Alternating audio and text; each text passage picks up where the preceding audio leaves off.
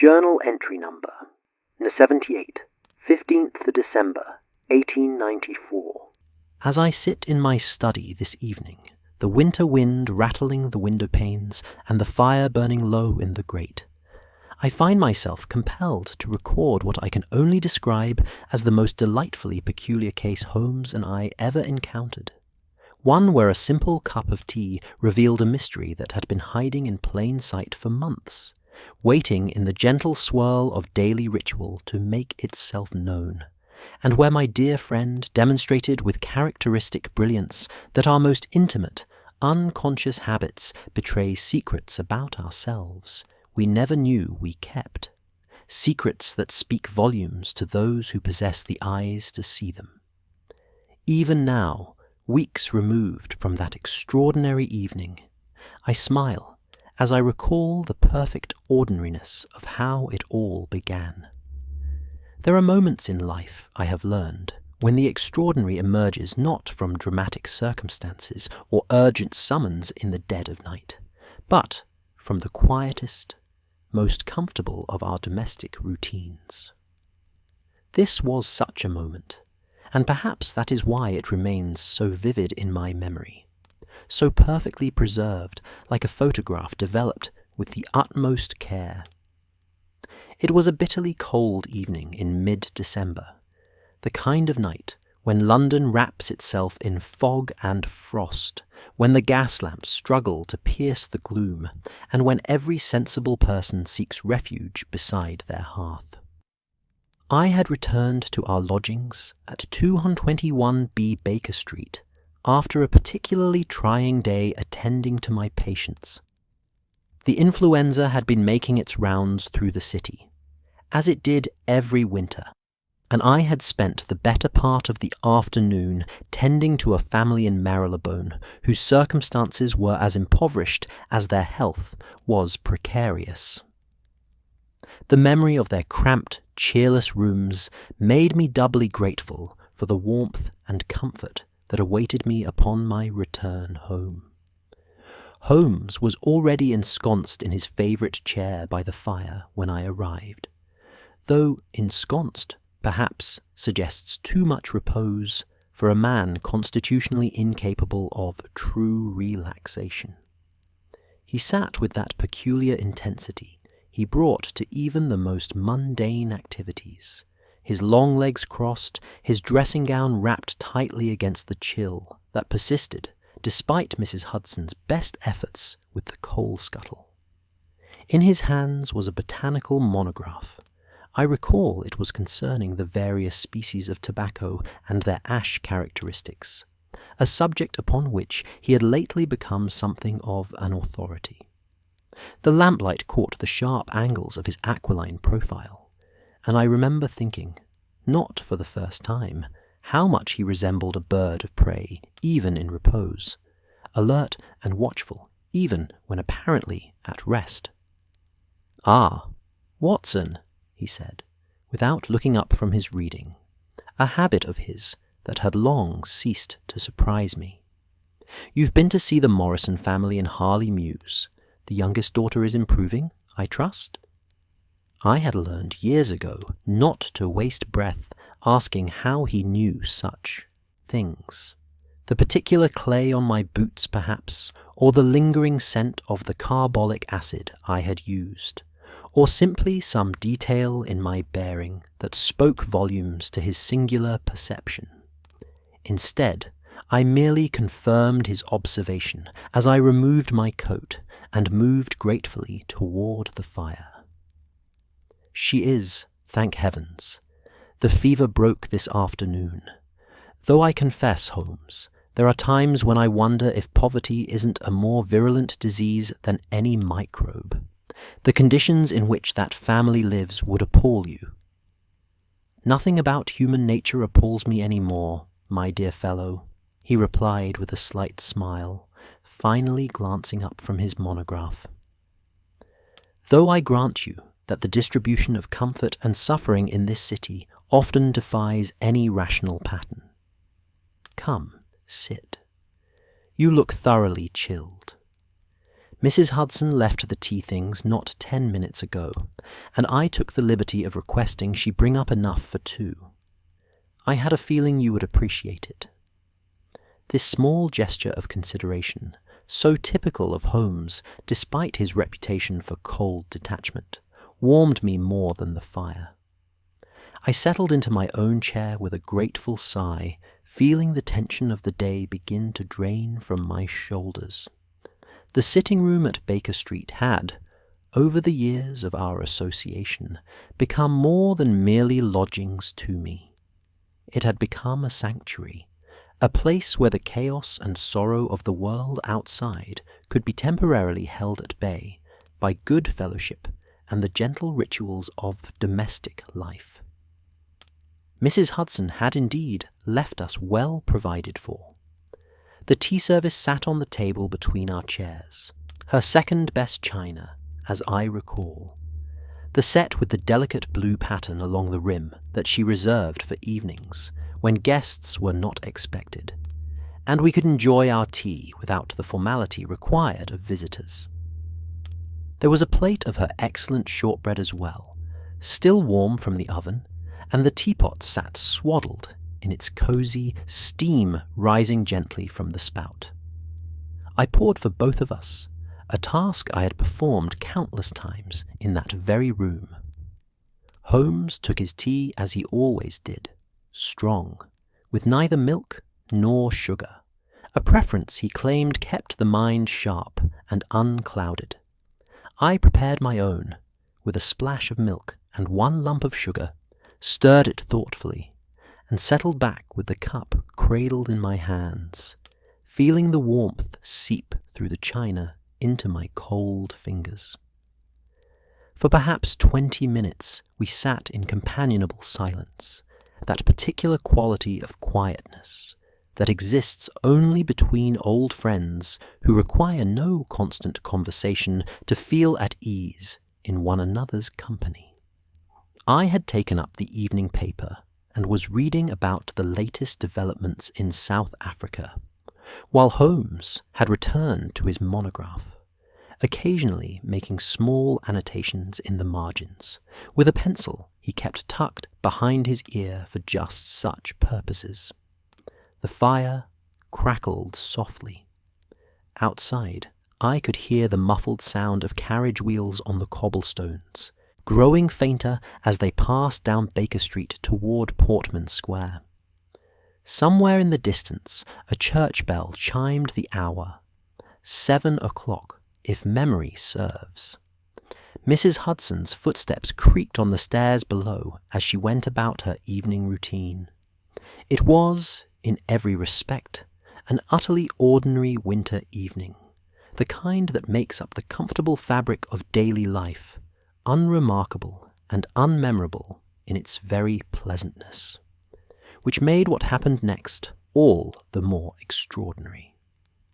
I had just finished my first cup of tea and was reaching for the pot to pour myself a second when Holmes suddenly spoke, his voice cutting through the quiet with an observation so unexpected, so seemingly absurd, that I initially thought he must be joking. "Watson," he said, setting down his monograph with deliberate care, "you've switched our teacups." I paused, the teapot suspended in mid-air, and stared at him. "I beg your pardon?" "Our teacups," he repeated, gesturing with one long finger toward the cup I had just set down. "That one is mine.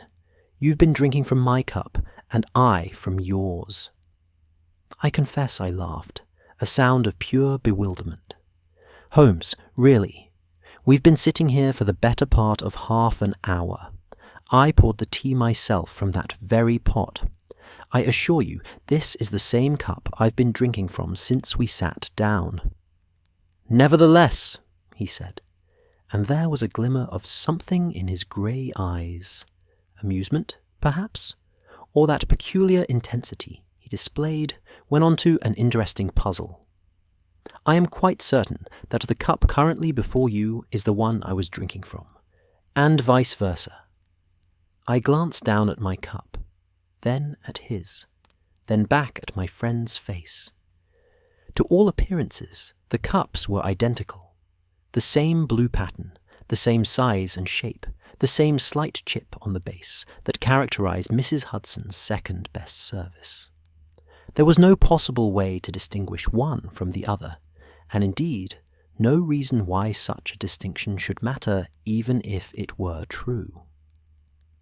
"My dear Holmes," I said, trying to keep the fond exasperation from my voice, "I don't wish to contradict you, but I think perhaps you've been working too hard on that monograph. We're drinking from identical cups, sitting in our respective chairs precisely as we have done 1,000 times before. What possible evidence could you have for such a claim?" He smiled then, that thin, enigmatic smile that always preceded some revelation I had failed to perceive. "The evidence, my dear Watson, is written in the tea itself, or rather, in how the tea has been stirred." Stirred? I was now thoroughly confused. "Indeed. You see, but you do not observe, as I have often told you. Tell me, Watson, when you prepared our tea this evening, which direction did you stir?" I opened my mouth to answer, then closed it again. In truth, I had no clear memory of the action.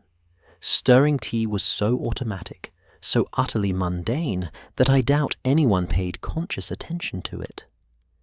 I'm not certain I understand the question." "The direction," Holmes repeated patiently. "Clockwise or counterclockwise? When you dissolve the sugar in your tea or mix in the milk, which way do you naturally turn the spoon?" I considered this, trying to recall the motion from just minutes before. "Clockwise, I suppose. Is there another way?" "Ah, but there is, Watson. I, for instance, invariably stir counterclockwise. Have done for years. A trivial habit, meaningless in itself, but as consistent as any other pattern of behavior. And herein lies the evidence I mentioned." He leaned forward and gestured toward the cup sitting before me. "Look closely at the residue on the inside of the cup, Watson. You see how the tea has left a faint stain? Notice the pattern, the slight streaking? That pattern, my dear fellow, is the signature of counterclockwise stirring. It creates a subtle but distinctive marking that differs from clockwise stirring. The cup before you bears my signature, not yours." I leaned forward, peering at the inside of my cup. At first I could see nothing but the ordinary discoloration left by tea, but as I looked more closely, I began to perceive what Holmes meant. There was indeed a pattern to how the liquid had dried along the china, a faint spiral that seemed to move in one particular direction. "But Holmes," I protested, even as doubt began to creep into my certainty, "even if what you say is true about stirring patterns, how could the cups have been switched? I've been sitting here the entire time. Neither of us has moved from our chairs." "Haven't we?" Holmes rose from his chair with that sudden, graceful movement he could employ when sufficiently motivated. He crossed to the tea table and stood, looking down at the cups and pot, with his hands clasped behind his back. "Think back, Watson. When you first poured the tea, where did you set the cups?" I tried to reconstruct the scene in my memory. "Well, I poured yours first, I believe, and handed it to you directly." "No," Holmes interrupted gently. "You poured both cups and set them on the table between us. Then you prepared your own, milk and sugar, while I reached for what I assumed was the cup intended for me. But in that moment of your stirring and adding milk, in that brief interval of divided attention, we each reached for a cup, and we each took the wrong one. The simplicity of it struck me with the force of revelation. Of course. How many times had we performed this same domestic ritual? how automatic had it become? And in that automation, how easy it would be to reach for whichever cup was nearest, to make an assumption based on position rather than any actual knowledge of which cup was which. "Good Lord," I said quietly, setting down what I now understood to be Holmes's cup. "You're quite right, of course. Though I confess, Holmes, this seems a rather elaborate deduction for something so trivial as switched teacups." "Ah, but Watson," Holmes said, returning to his chair with an expression of satisfaction, "there is nothing trivial about what this demonstrates. You see, my dear fellow, we are about to stumble upon a mystery that has been brewing, if you'll pardon the pun, right under our noses for quite some time. And it all begins with the simple observation that our most unconscious habits create patterns we never notice, patterns that reveal secrets we never knew we were keeping." He reached for his cup, which was to say, my cup, and raised it to his lips. Then he paused, a most peculiar expression crossing his features. Slowly, deliberately, he lowered the cup and peered into its depths. "Watson," he said softly, and now all trace of amusement had fled from his voice, replaced by that razor-sharp focus I had learned to associate with genuine intrigue. "Watson, I think you had better come and look at this." I rose and moved to his side, looking over his shoulder into the cup. At first, I saw nothing unusual.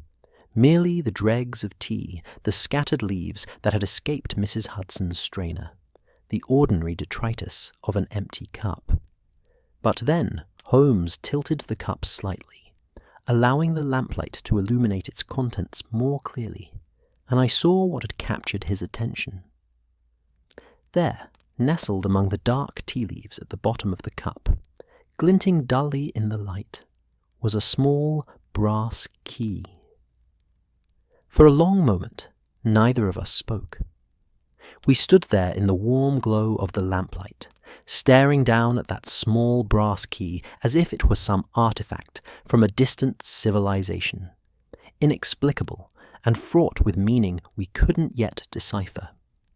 The fire crackled behind us, and somewhere in the building a door closed softly, but these sounds seemed to come from very far away, muffled by the sudden intensity of focus that had descended upon our sitting room. "Well," I said at last, finding my voice, though it sounded strange even to my own ears, "that is decidedly odd." Holmes made a small sound that might have been agreement or merely acknowledgement, with the delicate precision of a surgeon, or perhaps more aptly, of a naturalist examining a rare specimen. He reached into the cup with his long fingers and extracted the key, holding it up to the light for closer examination. Tea dripped from it in dark droplets that pattered softly onto the saucer below. "Brass," he murmured, turning the key slowly between his fingers. "Domestic manufacture. Relatively recent. No more than 5 years old, I should say. Note the styling of the bow, Watson, and the pattern etched into it. Victorian design, certainly, but of the simpler sort. This is not a key to any great strongbox or vault, but rather to something smaller, more personal. A jewellery case, perhaps, or a lady's writing desk. The kind of object that contains not valuables in the monetary sense, but rather items of sentimental worth." I watched him examine the key with that total absorption he brought to every puzzle, large or small. In the years of our acquaintance, I had learned that Holmes drew no distinction between the magnitude of mysteries. A switched teacup could command the same fierce attention as a matter of international intrigue, provided it presented an interesting problem to his peculiar intellect. "But Holmes," I said, reclaiming my chair and trying to organize my thoughts into some coherent pattern. How on earth did a key come to be at the bottom of a teacup? Mrs. Hudson surely would have noticed when she prepared the tray, and neither of us saw anything when we poured the tea. An excellent question, Watson, and one that admits of several possible explanations. Holmes had returned to his own chair, still holding the key, examining it from various angles as he spoke. The first and most obvious explanation would be that the key was placed in the cup deliberately, though by whom and for what purpose remains unclear. Mrs. Hudson seems an unlikely candidate for such peculiar behaviour, and you and I certainly had no hand in it. Could it have fallen in somehow? I suggested, though even as I spoke the words, they sounded feeble to my own ears. Fallen from where, precisely? The tea service was prepared in the kitchen below and brought up intact. Keys do not generally levitate about households, dropping into vessels at random. No, Watson, if this key found its way into the teacup, it did so through human agency, whether intentional or otherwise. He fell silent for a moment, his brow furrowed in that particular way that indicated deep concentration. I had learned long ago not to interrupt such moments, for Holmes's mind worked in ways that required silence to achieve their full effect. Instead, I occupied myself with refilling my cup, taking care this time to note which was truly mine, and watching the play of firelight across the walls of our sitting room. Looking back now from the perspective of time and distance, I can see that this moment marked a subtle but significant shift in the evening's character. What had begun as a playful observation about stirring patterns had transformed into something else entirely, something that engaged Holmes's faculties in a way that our quiet evening had not. I could see it in the set of his shoulders, in the intensity of his gaze as he studied that small brass key. A puzzle had presented itself, and my friend could no more resist engaging with it than a moth could resist a flame. "You know, Watson," Holmes said suddenly, breaking the contemplative silence, "before we concern ourselves with the mystery of how this key came to be in the teacup, we might do well to step back and consider what we have actually learned this evening. This situation provides us with a rather elegant demonstration of a principle I have long tried to impress upon you." "And what principle would that be?" I asked, recognizing the pedagogical tone in his voice. Holmes loved nothing more than to turn any situation into a teaching moment, though I confess I was usually a willing student. "The principle that our most unconscious habits, the small automatic behaviors we perform without thought, create patterns that reveal far more about us than we might imagine. Consider our teacups, Watson. For years, apparently, you and I have been stirring our tea in opposite directions, clockwise and counterclockwise, as consistent as the rotation of the earth itself. Yet, neither of us was consciously aware of this difference until this very evening." He leaned forward in his chair, warming to his subject. The key now lay forgotten on the side table, temporarily superseded by the intellectual exercise he was constructing. "Think about what this means, my dear fellow.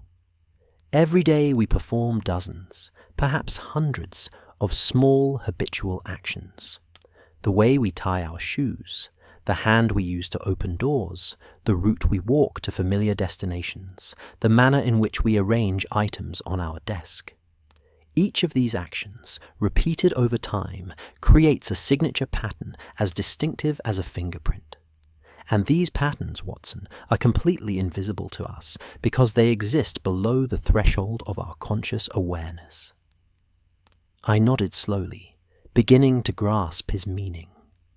Like a patient who has developed a limp so gradually that he no longer notices it, though it's immediately apparent to a physician's trained eye. "Precisely," Holmes exclaimed with evident pleasure. "You see it exactly, Watson. Your medical training has given you an instinct for this kind of observation, even if you don't always apply it as systematically as you might. A doctor learns to notice the small signs, the slight yellowing of the eyes that suggests liver dysfunction, the particular quality of a cough that indicates bronchitis rather than pneumonia. You've trained yourself to see these patterns in the physical body. What I do is merely extend that same principle to human behavior in all its manifestations." He rose and began to pace, a habit of his when engaged in explanation. The lamplight threw his shadow long and thin across the floor, and I was reminded again of how much he resembled some great predatory bird, all angles and intensity. "Consider how we might apply this principle to our present mystery," he continued. "Someone in this household has habitual patterns of behavior that we could observe and catalogue if we were sufficiently attentive. Mrs. Hudson, for instance, has her routines for preparing tea, for cleaning the rooms, for managing the household. These routines are so ingrained that she performs them without conscious thought, just as we stir our tea without noticing the direction of our spoon." "You're suggesting," I said slowly, working through the logic, "that this key might have found its way into the teacup through some habitual action on Mrs. Hudson's part, some routine that she performs so automatically that she wasn't even aware of, including an extra step." "Not necessarily Mrs. Hudson specifically," Holmes replied. "But yes, that's the general principle. When something inexplicable occurs, Watson, it often means we are witnessing the intersection of multiple habit patterns that normally don't intersect. Someone's routine has overlapped with ours in an unexpected way, creating this curious result. I must confess, even now as I write these words in the quiet of my study, I remain impressed by the elegance of Holmes's reasoning. He had taken what might have seemed a simple oddity, a key in a teacup, and transformed it into an illustration of a deeper truth about human nature and the detective art.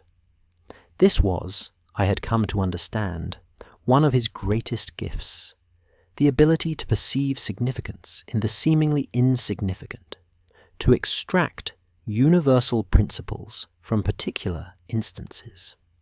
"But Holmes," I ventured, "even granting all of this about habitual patterns, we still face the practical question of whose habit placed this key in our tea, and how we might discover the answer." "Ah, there you strike to the heart of the matter, my dear Watson." He returned to his chair and picked up the key once more, holding it loosely in his palm. "And that is where systematic observation must yield to systematic inquiry. We must, I think, have a conversation with Mrs. Hudson." As if summoned by the mention of her name, we heard the good lady's footsteps on the stairs. A moment later came her familiar knock, and at Holmes's bidding she entered with a lamp in hand, for the evening had darkened considerably, and she no doubt thought we would need additional light for our reading. "Begging your pardon, gentlemen," she said in her pleasant, no-nonsense manner, "but I thought you might be wanting more light. The fog has come in something fierce, and it makes the evening so much darker." "Mrs. Hudson," Holmes said with that particular courtesy he always showed to our landlady, "your timing is impeccable, as always. Watson and I were just hoping to have a word with you, if you can spare a moment from your duties." "Of course, Mr. Holmes."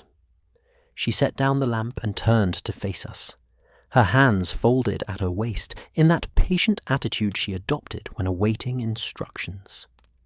In the improved light, I could see her face more clearly. A kind face, I had always thought, marked by years of hard work and good humour in equal measure. "It's about this evening's tea service," Holmes began, and I saw a flicker of concern cross Mrs. Hudson's features. "Nothing to worry about, I assure you. The tea was excellent, as always. But we've encountered a small curiosity that we hoped you might help us understand." He held out his hand, showing her the key. "We found this at the bottom of one of the teacups. Do you recognize it?" Mrs. Hudson's eyes widened, and she reached out to take the key, examining it closely. For a long moment she said nothing, her brow furrowed in concentration. Then she looked up at us with an expression of mingled confusion and embarrassment. "Well, I never," she said softly. "How on earth did that get there?" "That," said Holmes gently, "is precisely what we're trying to determine. Do you know whose key this is?" I believe so, Mr. Holmes. That is, it looks very much like the key to Mrs. Pemberton's keepsake box. Mrs. Pemberton from the ground floor, you understand. But I can't for the life of me think how it would have ended up in your teacup." She looked genuinely distressed now, as if this inexplicable occurrence reflected poorly on her housekeeping abilities. I felt a surge of sympathy for her.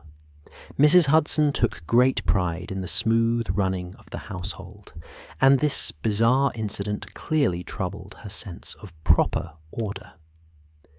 "Mrs. Pemberton," Holmes repeated thoughtfully. "The elderly widow who has the rooms directly below us? I don't believe Watson and I have had the pleasure of making her acquaintance, though I've certainly been aware of her presence in the building." "That's right, sir. A lovely lady, very quiet and proper. She's been here nearly a year now." Mrs. Hudson still held the key, turning it over in her fingers. "But I truly cannot understand how this came to be in your tea things. Unless—" She trailed off, her expression suggesting that some memory or realization was beginning to take shape. Holmes leaned forward with interest. "Unless," he prompted. "Well, sir, it's probably nothing, but now that I think on it, Mrs. Pemberton did come up to visit me in the kitchen this afternoon, just as I was preparing your tea tray. She was in rather a state, poor dear, looking for something she'd misplaced. We had a bit of a chat, and I was trying to help her remember where she might have left it, all while I was setting out the cups and such." "And what was it she had misplaced?" Holmes asked, though I suspected he had already guessed the answer. "Why, her keepsake box, Mr. Holmes. A small wooden box with brass fittings," she said. "Contains her late husband's watch chain and some letters and such. Things of sentimental value, you understand. She was quite upset about it, kept saying she couldn't remember where she'd put it. She's getting on in years, you see, and I think sometimes her memory isn't quite what it was." "And you were handling the tea service at the same time you were speaking with Mrs. Pemberton," Holmes said, more a statement than a question. Mrs. Hudson's face coloured slightly. "I'm afraid so, sir. I know I shouldn't have been distracted, but she seemed so distressed, and I was trying to comfort her while still getting your tea ready. It's possible that in all the confusion—" She looked down at the key in her hand. But how would the key have come to be separate from the box in the first place? "An excellent question," Holmes said, "and one I think we shall need to investigate further. Tell me, Mrs. Hudson, when you were preparing the tea tray, did Mrs. Pemberton come near the cups at all?" "She might have done, sir. The kitchen table is not very large, and she was rather agitated, moving about while we talked. I honestly couldn't say for certain whether she touched anything or not. Holmes nodded, his expression thoughtful. "And when did you last see Mrs. Pemberton's keepsake box?" "That's just it, Mr. Holmes. I'm not sure I ever have seen it. Not directly. She's a very private lady, keeps to herself, mostly. Though now that I think on it, I did do a bit of cleaning in her rooms last week while she was out. She'd given me permission, you understand. Said the place needed a proper turning out. I might have moved things about without quite noticing what they were." I could see Holmes's mind working, assembling these pieces of information into some coherent pattern. "Mrs. Hudson," he said after a moment, "I wonder if you might do us a favour. Would you inquire of Mrs. Pemberton whether she might receive a visit from Watson and myself this evening? I believe we may be able to assist her in locating her missing box." "Oh, Mr. Holmes, would you? That's very kind of you, I'm sure. She's been so worried about it, poor dear. I'll go down right away and ask her." After Mrs. Hudson had departed, Holmes and I sat in silence for a moment. The fire had burned down to glowing coals, and the room had grown somewhat dim despite the additional lamp Mrs. Hudson had brought. Outside, the fog pressed against the windows, muffling the usual sounds of the city. "So," I said at last, "it appears we have our explanation for the key in the teacup. An elderly woman's confusion, a busy landlady trying to manage multiple tasks at once, and the unfortunate intersection of two separate activities." "Perhaps," Holmes said, but there was a note of reservation in his voice. "Or perhaps not. The key in the teacup, yes, that seems explained well enough. But Mrs. Pemberton's missing keepsake box, that's a somewhat different matter, wouldn't you say? You think there's more to it than simple misplacement. I think, Watson, that we shall need to speak with Mrs. Pemberton herself before drawing any conclusions. But I will say this. I find it curious that the key should be separated from the box in the first place. A keepsake box and its key generally remain together, do they not? They're kept in the same drawer or on the same shelf. The deliberate separation of key and box suggests either great carelessness or deliberate intent. You don't suspect any wrongdoing, surely? I was startled by the direction of his thoughts. I suspect nothing yet, my dear fellow. I merely observe and collect data. But come, I hear Mrs. Hudson returning on the stairs. Let us see what news she brings. Indeed, Mrs. Hudson appeared again at our door, slightly out of breath from her rapid descent and ascent of the stairs. "Mrs. Pemberton would be delighted to receive you, gentlemen," she reported. "In fact, she seemed quite overcome with hope when I mentioned you might be able to help. Shall I tell her you'll come down presently?" "If you would be so kind," Holmes replied, rising from his chair. "Watson, I trust you're amenable to a brief excursion to the ground floor." "Of course," I said, setting aside my teacup. My actual teacup, I noted, with a small smile, and rising to join him. "Though I confess I'm curious to see how you intend to locate a missing box that could be anywhere in the building, or, indeed, anywhere in London."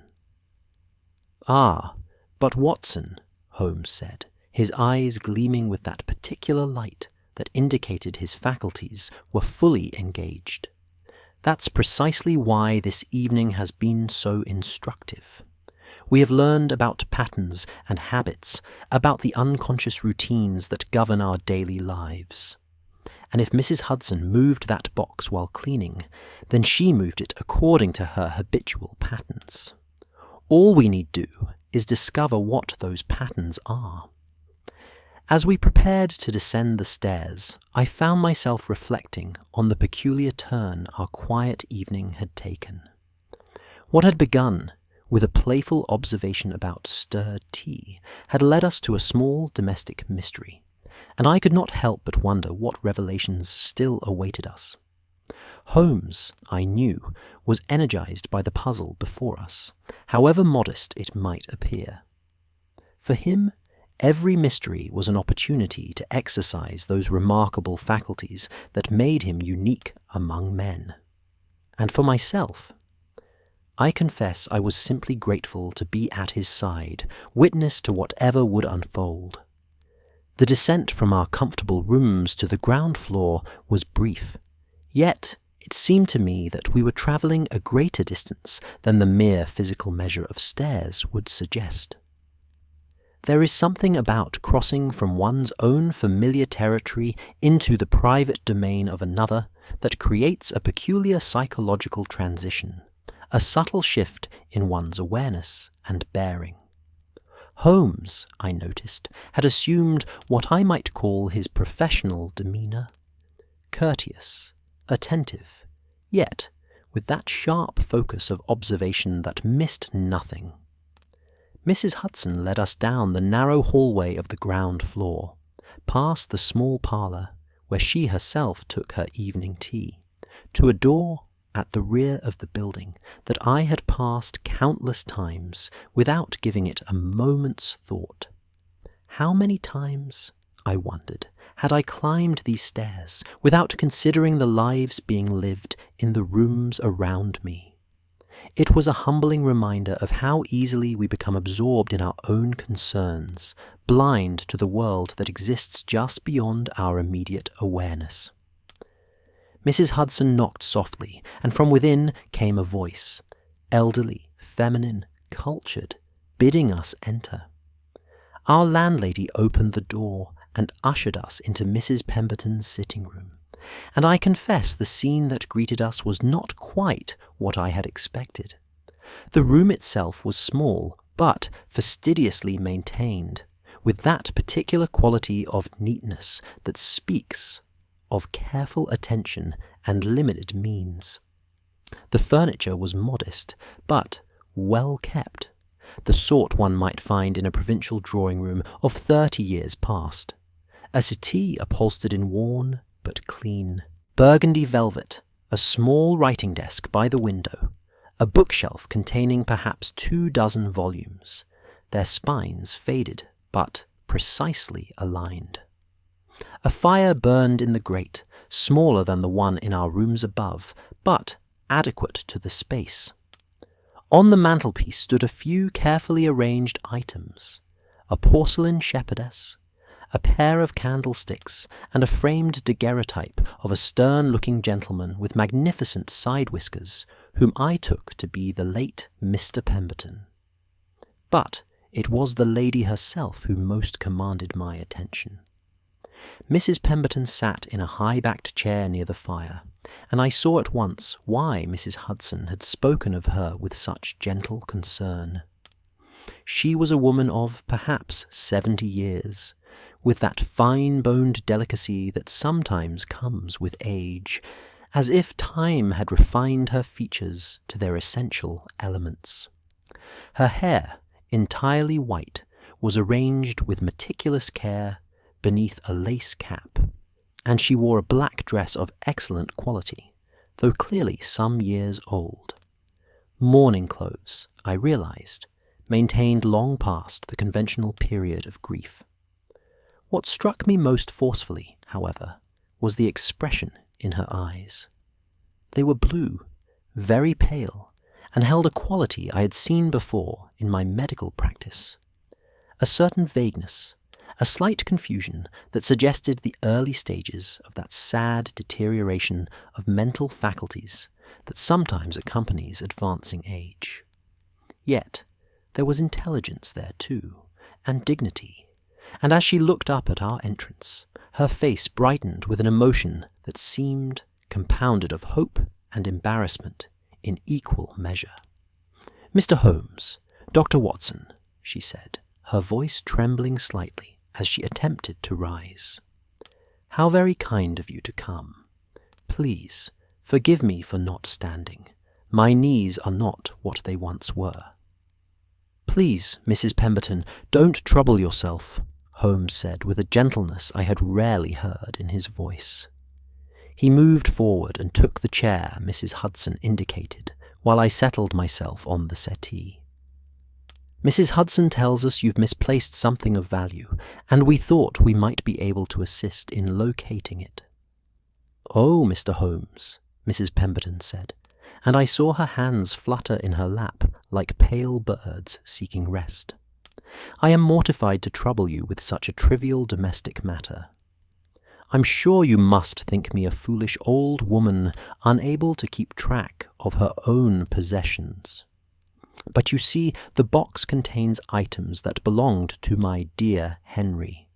Mr. Pemberton, that is, and I cannot bear the thought that I've lost them through my own carelessness."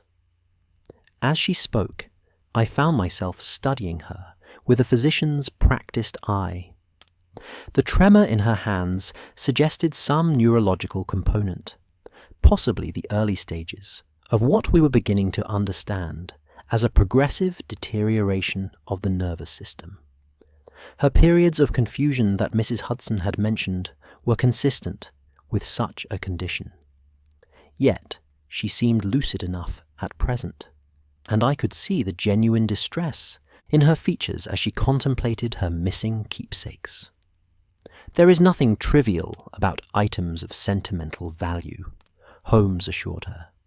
"Often they are more precious than anything money can purchase. Now, if you would be so kind, could you tell us exactly what this box looks like, and when you last remember seeing it?" Mrs. Pemberton's brow furrowed with the effort of recollection. "It's a small wooden box, perhaps 8 inches long and half as wide, dark wood, mahogany, I believe, with brass corners and a brass lock. The key—" She paused, and a look of confusion crossed her face. "The key. That's another odd thing, Mr. Holmes. I cannot find the key either. I've looked everywhere for both the box and the key, but it's as if they've simply vanished." I saw Holmes and I exchange a glance. He reached into his pocket and produced the brass key we had found in the teacup, holding it out to Mrs. Pemberton. "Would this be the key in question?" he asked gently. The effect on the elderly woman was immediate and profound. Her pale eyes widened, and she reached out with trembling hands to take the key, holding it close to her face to examine it in the firelight. "Why, yes," she breathed. "Yes, this is certainly it. But, Mr. Holmes, where on earth did you find it? I've searched this room a dozen times over." "We found it in rather an unusual location," Holmes said, and he proceeded to explain, with admirable tact, the circumstances of the key's discovery in the teacup. Throughout his explanation, I watched Mrs. Pemberton's face cycle through expressions of bewilderment, embarrassment, and finally a kind of distressed resignation. "I don't understand," she said when he had finished. "I was in Mrs. Hudson's kitchen this afternoon. That's true enough. But I don't remember having the key with me. Indeed, I went to the kitchen precisely because I couldn't find either the box or the key, and I thought perhaps Mrs. Hudson might have seen them during her cleaning." "When did you last actually see the box, Mrs. Pemberton?" I asked, trying to help her organize her recollections. She was quiet for a long moment, her fingers worrying at the key in her lap. I believe it was last Tuesday. Yes, Tuesday afternoon. I remember because I was writing a letter to my nephew in Cornwall, and I wanted to check the date of Henry's birthday. I have it written in a little book that I keep in the box. I'm sure I saw the box then, sitting on my writing desk where I always keep it." "And you're certain of this?" Holmes prompted. "As certain as I can be of anything these days, Mr. Holmes." Her voice had taken on a note of defeat that pained me to hear. "You must understand, my memory is not. That is, I sometimes find that I cannot quite recall. Oh, it's so frustrating. There are days when everything is perfectly clear, and others when I seem to be living in a fog. I know Mrs. Hudson thinks I'm losing my faculties entirely, and perhaps she's right." "Mrs. Hudson thinks no such thing," I interjected firmly, unable to bear the distress in her voice. "She spoke of you with the greatest respect and concern. These small lapses of memory can happen to anyone, particularly in times of stress or worry." This was, I confess, a kind exaggeration of the medical truth, but I felt the reassurance was warranted. Mrs. Pemberton gave me a grateful look, though I could see she was not entirely convinced. Holmes had risen from his chair and was now examining the writing desk by the window, his long fingers trailing across its surface, opening and closing the small drawers, his eyes taking in every detail of the arrangement. It was a small piece of furniture, perhaps 3 feet wide, with a slanted writing surface that lifted to reveal a storage compartment and 3 drawers along the right side. "You say you kept the box on this desk?" he asked, not turning around. "Yes, always. Right there on the top, beside my writing materials. It was convenient for when I wanted to look at Henry's things. You see, his watch chain, his letters from the regiment, a lock of hair from when he was a boy that his mother had saved and given to me when we married. Small treasures, perhaps meaningless to anyone else, but—" Her voice trailed off, and I saw her eyes had grown misty. How often had I witnessed this in my medical practice, the way certain objects become repositories for our memories, physical anchors for the parts of our past we fear losing. For Mrs. Pemberton, that box represented not merely her late husband's possessions, but her connection to him, proof that their life together had been real and meaningful. "Mrs. Hudson mentioned that she cleaned your rooms last week," Holmes said, still examining the desk.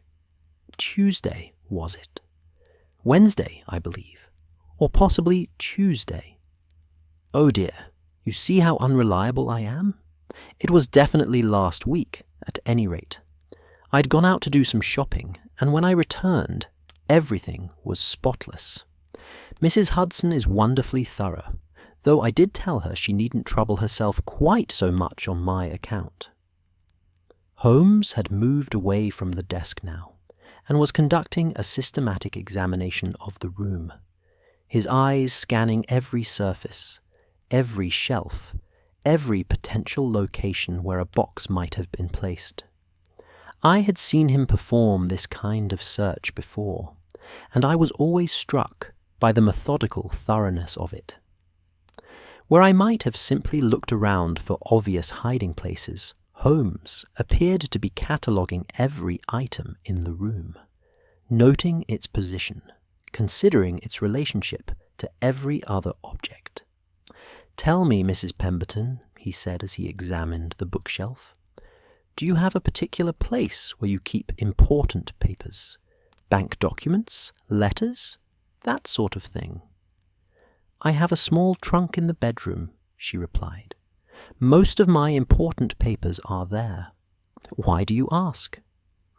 "I'm trying to understand Mrs. Hudson's cleaning patterns," Holmes explained. "When people tidy a room, they tend to group similar items together. Papers with papers, books with books, ornamental objects with other ornamental objects. It's an unconscious organizational principle that most people follow without thinking about it." He had moved to the mantelpiece now and was examining the few items arranged there. "You see, Mrs. Pemberton, I have a theory about what might have happened to your box. Mrs. Hudson, in the course of her thorough cleaning, likely picked up your box from the writing desk. Perhaps she wanted to dust beneath it, Or perhaps she felt it was in the way of her work. Being a woman of orderly habits, she would have wanted to put it somewhere sensible, somewhere appropriate for an object of its kind. "But where?" Mrs. Pemberton asked, leaning forward in her chair. "I've looked everywhere I can think of." "Ah, but you've been looking in places where you might put such a box," Holmes said, and there was a note of satisfaction in his voice that I had learned to recognize. "What we need to consider is where Mrs. Hudson might put it, following her own habitual patterns."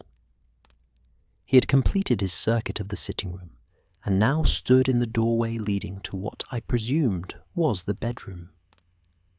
"Mrs. Pemberton, might we have your permission to examine your bedroom briefly? I promise we shall be most respectful of your privacy." "Of course, Mr. Holmes. Please do whatever you think necessary." The bedroom was even smaller than the sitting room, containing only a narrow bed with a brass frame, a wardrobe, a small dressing table, and the trunk Mrs. Pemberton had mentioned. Everything was arranged with the same meticulous neatness we had observed in the sitting room, though I could see signs of the limited means upon which the elderly woman lived. The counterpane on the bed, though spotlessly clean, was patched in several places, and the curtains at the window had been turned and rehemmed to extend their useful life. Holmes stood in the centre of the room, his hands clasped behind his back, slowly turning in a complete circle as he surveyed his surroundings. I'd learned not to interrupt these moments of intense observation, for I knew his mind was processing a vast array of details, noting patterns and possibilities that would have escaped my notice entirely. "The wardrobe," he said suddenly, moving toward the large piece of furniture that dominated one wall of the small room. "Mrs. Pemberton, what do you typically keep in your wardrobe besides clothing?" "Well, there are some hat boxes on the top shelf," she called from the sitting room, "and extra linens on the bottom. Why do you ask?" But Holmes had already opened the wardrobe doors and was examining its contents. I moved to stand beside him, curious to see what had captured his attention. The interior was neatly organized, as I had expected. Dresses hung on the rail, all black or dark grey, several pairs of shoes lined up at the bottom, and on the upper shelf, as Mrs. Pemberton had said, several hat boxes of various sizes. "Watson," Holmes said quietly, "would you be so kind as to bring that chair from the dressing table? I need to examine these upper shelves more closely." I did as requested, positioning the delicate chair before the wardrobe, while Holmes climbed onto it with surprising agility for a man of his lean frame. He reached up to the top shelf, moving the hat boxes aside, peering into the shadowy recesses at the back. "Interesting," he murmured. "Very interesting indeed." "What have you found?" I asked, unable to contain my curiosity. "What I've found, my dear Watson, is a perfect illustration of the principle I was explaining earlier about habitual patterns. You see, Mrs. Hudson, in her admirable thoroughness, removed the box from the writing desk to clean beneath it. The question then became, where to put it? The box is small, wooden, decorative in nature, not unlike, in fact, these hat boxes, and so, following her natural organizing instinct, she placed it with similar items. He reached deeper into the wardrobe, his arm disappearing up to the shoulder into the dark space behind the hat boxes. The challenge is that she placed it at the very back of this deep shelf, where it has been quite effectively hidden from casual view. But if I can just... Ah, yes, I believe I have it. With a grunt of effort, Holmes pulled his arm back, and clutched in his hand was a small wooden box, exactly as Mrs. Pemberton had described. Dark mahogany with brass fittings at the corners, its surface dulled slightly by dust, but otherwise in excellent condition. He climbed down from the chair and held the box out for my inspection. "Unless I am very much mistaken," he said, with evident satisfaction, "this is the object of our search." We returned to the sitting room to find Mrs. Pemberton sitting forward in her chair, her hands clasped together, her pale eyes wide with hope and anxiety. When she saw the box in Holmes's hands, she made a small sound, not quite a cry, not quite a gasp, and tears began to roll down her weathered cheeks. "Oh, Mr. Holmes," she whispered, as he placed the box carefully in her lap. "Oh, thank you. Thank you so much. I was beginning to think I had dreamed having it, that perhaps it had never existed at all. These confusions of mine, you see. Sometimes I can't tell what's real and what I've only imagined." Her hands trembled as she took the key, still clutched in her other hand all this time, and fitted it into the lock. The mechanism turned smoothly, and she lifted the lid to reveal the contents. I could see a watch chain coiled inside, gleaming dully in the firelight, and several letters tied with a faded ribbon, and other small items whose significance I could only guess at. "Everything is here," she said, her voice breaking. "Everything. I cannot tell you what this means to me, gentlemen. You've given me back my memories, my connection to Henry. How can I ever thank you?" "No thanks are necessary," Holmes said gently. "I'm only glad we could be of service. Though I would suggest, Mrs. Pemberton, that you might want to keep the box in a more accessible location in future. Perhaps here on this side table, where you can see it easily, and where Mrs. Hudson is less likely to move it during her cleaning." "I shall do exactly that," she promised, carefully closing the box and holding it to her chest as if it were the most precious thing in the world. Which, I reflected, to her, it undoubtedly was.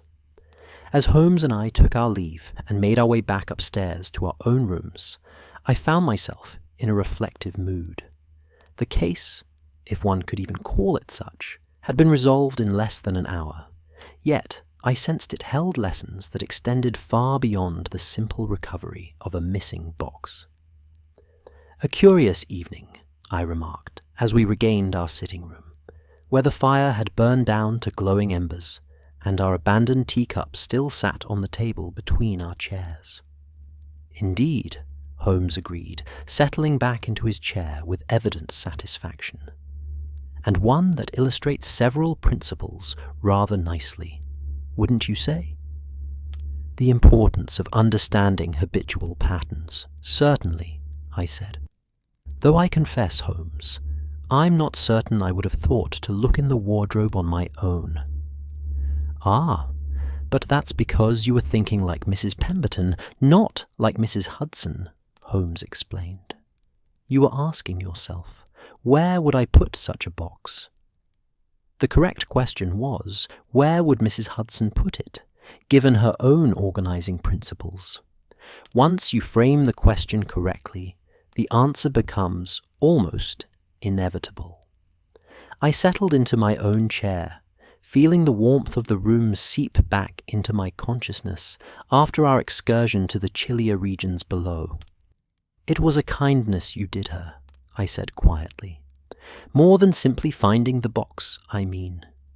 You treated her confusion with respect, rather than condescension." Holmes was quiet for a moment, staring into the dying fire. "We all deserve respect, Watson," he said at last, "particularly those of us who are struggling with faculties that once served us well, but now betray us. Mrs. Pemberton's memory may be failing, but her dignity remains intact. It costs us nothing to honor that." It was, I thought, a remarkably compassionate observation from a man often accused of lacking sentiment. But then, I had long ago learned that Sherlock Holmes's reputation for cold detachment masked a deeper understanding of human nature than he typically chose to reveal. We sat in companionable silence as the clock struck 9, and outside the fog pressed ever closer against the windows of 221B Baker Street. The fire had nearly expired by the time we had fully settled back into our chairs, and I rose to add more coal, taking perhaps more care with the task than was strictly necessary. There is something meditative, I have always found, in the small domestic rituals that punctuate our evenings, the careful arrangement of coal on the grate, the adjustment of the lamp wick, the straightening of books on a shelf. These simple actions provide a kind of rhythm to life, a reassuring pattern amid the chaos and unpredictability of our larger existence. Holmes sat with his fingers steepled beneath his chin, a posture I had long associated with deep contemplation. The lamplight threw shadows across his angular features, and I could see that peculiar intensity in his eyes that suggested his mind was still actively engaged with the evening's events, turning them over, examining them from various angles, extracting whatever lessons or observations they might yield. "You know, Watson," he said at last, breaking the comfortable silence, "there is something about this evening's little adventure that strikes me as particularly instructive. Not the mystery itself, which was straightforward enough once properly approached, but rather the human element at its centre." I returned to my chair, grateful for the renewed warmth from the fire. "Mrs. Pemberton's distress, you mean? I confess I found her situation quite touching.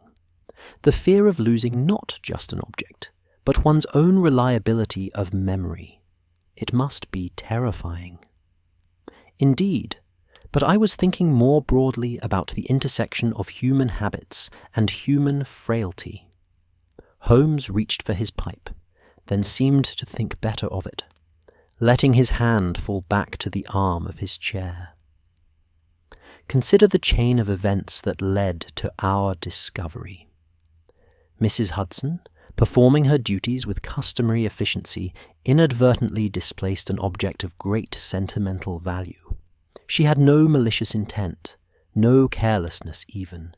She was simply following her established patterns of cleaning and organizing. Yet the result was significant distress for Mrs. Pemberton." "But surely Mrs. Hudson cannot be blamed," I protested. "She had no way of knowing how important that particular box was, or that moving it would cause such confusion." "Precisely my point, Watson. No blame attaches to anyone in this situation. Mrs. Hudson was being conscientious. Mrs. Pemberton had every right to expect that her possessions would remain where she had placed them.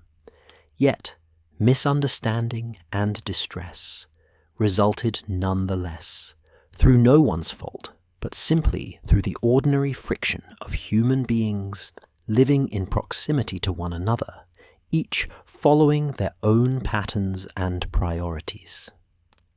He fell silent again, and I could see he was working toward some larger observation. I had learned to recognize these moments.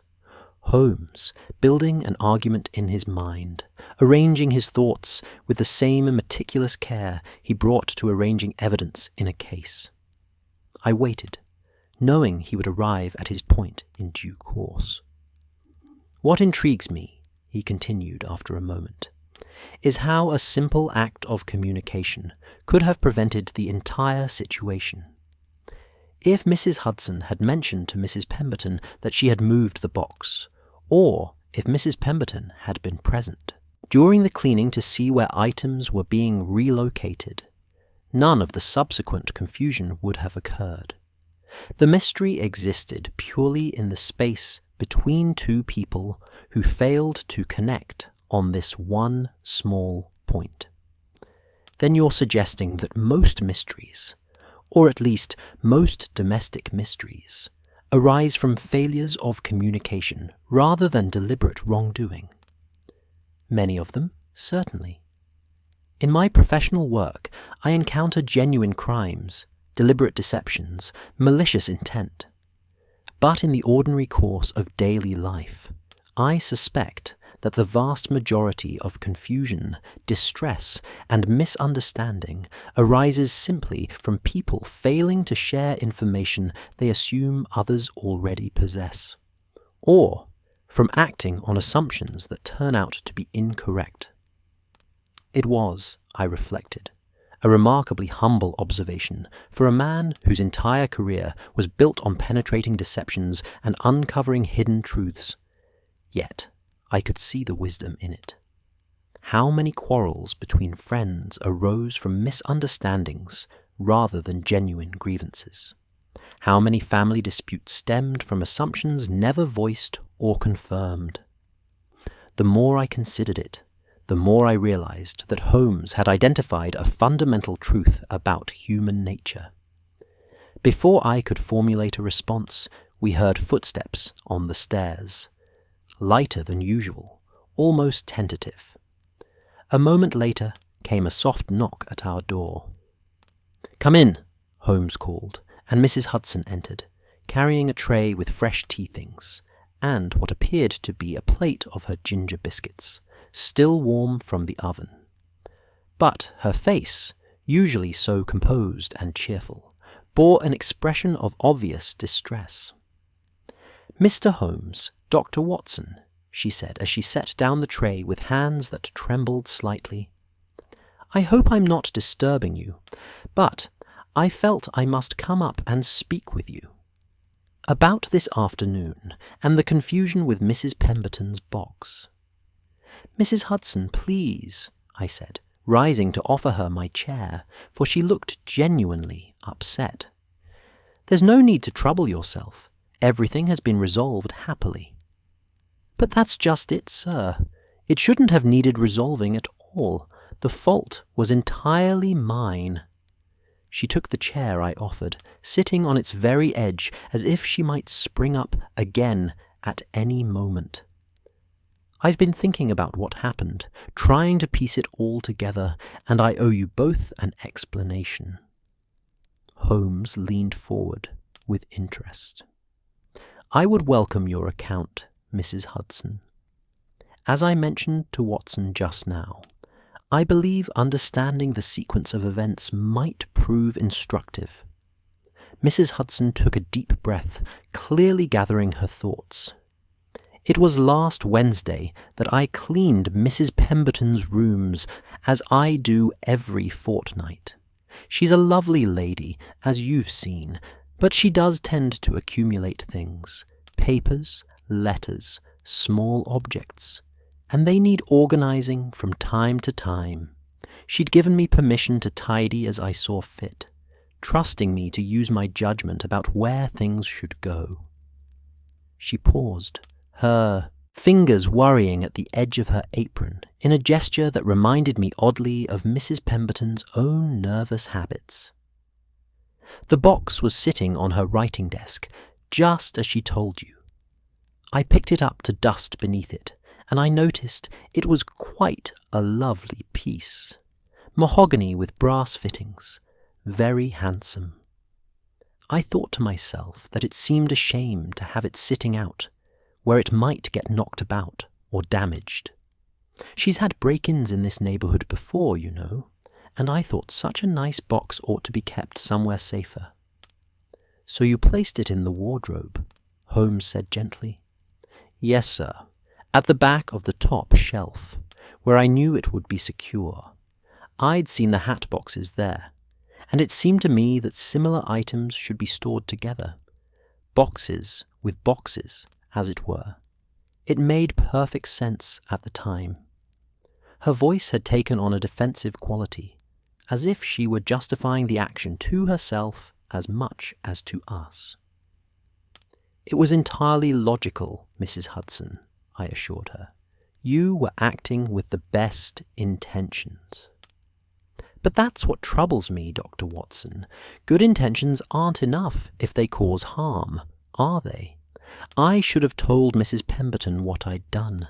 I should have mentioned it when she came home, or left her a note explaining where I'd put her things. But I was in such a rush that afternoon. I had the butcher coming, and the coal delivery, and a dozen other things to attend to, and I simply forgot. I assumed she'd find it easily enough if she needed it, or that she'd ask me if she couldn't. She looked between Holmes and me, her distress evident. And then this afternoon, when she came to the kitchen so worried about the missing box, I didn't immediately remember moving it. It wasn't until later, after I'd prepared your tea and she'd gone back downstairs, that the memory came back to me. But by then, the confusion with the key had already happened, and... She trailed off, shaking her head. The key, Holmes said. Yes, that's the part of the sequence that remains somewhat unclear to me. Can you recall exactly how Mrs. Pemberton's key came to be in our teacup? Mrs. Hudson's brow furrowed with the effort of recollection. I've been trying to piece that together myself, Mr. Holmes. When Mrs. Pemberton came to the kitchen, she was quite agitated, as I mentioned.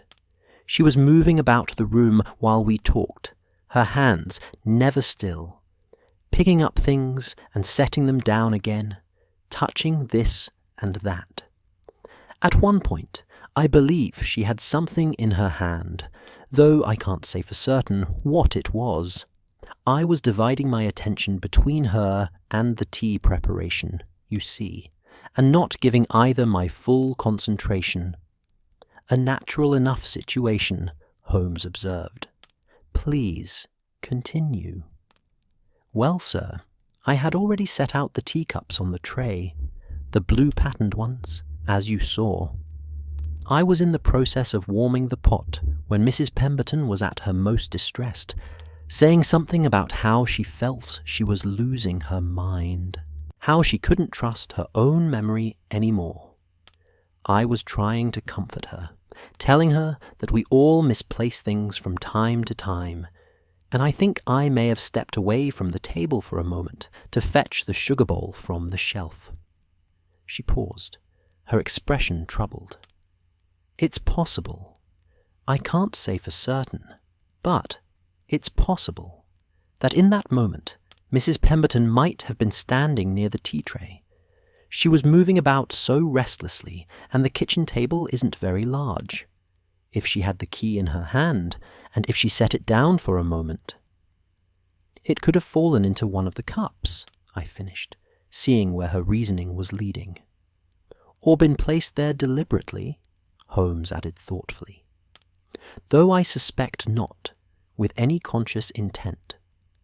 More likely, Mrs. Pemberton's agitated state led her to perform the action without full awareness. The mind, when distressed, often engages in small, unconscious behaviors, fidgeting, rearranging objects, placing things down without noticing where they've been placed. Mrs. Hudson nodded miserably, and I, being distracted by my various tasks, didn't notice. I finished preparing the tea, covered the pot with the cosy, and brought the tray up to you, gentlemen, without ever seeing that there was a key at the bottom of one of the cups. The tea leaves from the pot must have settled on top of it when I poured, hiding it from view until Mr. Holmes finished his tea and discovered it. An entirely understandable sequence of events, Holmes said firmly. Mrs. Hudson, I want you to understand that no one, not Watson, not myself, and certainly not Mrs. Pemberton, holds you in any way responsible for what happened. You were performing your duties admirably, juggling multiple tasks as you do every day. That a small object ended up where it shouldn't have been is a matter of chance, not negligence. But Mrs. Hudson was not so easily consoled. "That's kind of you to say, Mr. Holmes, but I can't help feeling that I failed in my responsibility. Mrs. Pemberton trusted me with her home, with her possessions, and I repaid that trust by causing her distress. The poor dear was genuinely frightened that she was losing her faculties, and it was my actions, however unintentional, that made her feel that way." I saw genuine anguish in her face, and I was moved by her obvious sense of responsibility. Mrs. Hudson was, in her way, as dedicated to her duties as Holmes was to his detective work, and the thought that she had caused harm, even inadvertently, clearly pained her deeply. "Mrs. Hudson," I said gently, "I've spent enough time in medical practice to know that guilt and responsibility aren't always the same thing. Yes, your actions set events in motion, but without any malicious intent or even genuine carelessness. You made a reasonable decision about where to store a box, and you were distracted by multiple demands on your attention when the key went astray. These are human failings, if they can even be called failings at all. We cannot function if we hold ourselves accountable for every unintended consequence of our actions." She looked at me with gratitude, though I could see she was still troubled. "You're very understanding, Dr. Watson. Both of you are. But I think what troubles me most is realizing how easily small actions can have large consequences. Moving a box from one place to another, such a trivial thing, really, but it caused such distress to Mrs. Pemberton. It makes me wonder how many other small decisions I make every day might be causing problems I don't even know about. An occupational hazard for anyone who manages a household," Holmes observed. "You are constantly making decisions that affect others. Where to place things, when to clean, what to prepare for meals, how to allocate your time and attention. Each decision seems small in itself, but accumulated over days and weeks. They shape the environment in which we all live. It's an enormous responsibility, really, though one that is rarely acknowledged or appreciated." Mrs. Hudson smiled slightly at this. "Well, Mr. Holmes, I don't know about enormous responsibility. I'm just trying to keep a clean house and see that you gentlemen are properly fed and comfortable." "Which you do admirably," Holmes replied. "But my point stands. What happened this evening with Mrs. Pemberton's box is really a microcosm of a larger truth. We are all constantly affecting one another in ways we don't fully perceive or intend. Our actions ripple outward, intersecting with the lives and routines of others in ways we cannot predict or control." He rose and moved to the window, looking out at the fog-shrouded street below. "The solution, I think, is not to become paralyzed by fear of unintended consequences, but rather to remain aware that such consequences exist, and to practice clear communication whenever possible. You mentioned that you should have left Mrs. Pemberton a note about moving the box. That instinct was correct. A small act of communication could have prevented all the subsequent confusion. "I shall certainly do so in future," Mrs. Hudson said firmly. "In fact, I've already resolved to keep a small notebook wherein I'll record any changes I make to the household arrangements. That way, if anyone has questions about where something has gone, there will be a record to consult." "An excellent system," I approved, "rather like a ship's log, documenting the day-to-day operations of the household." "Speaking of Mrs. Pemberton," Holmes said, turning back from the window, "how was she when you last saw her? The recovery of her box seemed to provide considerable relief." "Oh, Mr. Holmes, you should have seen her face." Mrs. Hudson's expression brightened considerably as she recalled the scene. When I stopped by her room after leaving you gentlemen, she was sitting with the box in her lap, looking through the contents with such joy. She showed me her husband's watch chain, and letters he'd written to her during their courtship, and she told me stories about him that I'd never heard before. It was as if recovering the box had given her back a piece of herself that she'd feared was lost forever. The power of physical objects as repositories for memory, Holmes mused. It's a phenomenon I've observed many times in my work. A seemingly ordinary item, a watch, a letter, a lock of hair, becomes imbued with such significance that its loss feels like the loss of the memory itself. She asked me to thank you again, Mrs. Hudson continued, and she wants to know if there's anything she can do to repay your kindness. I told her that you'd helped because that's your nature, not because you expected payment, but she insisted I should ask.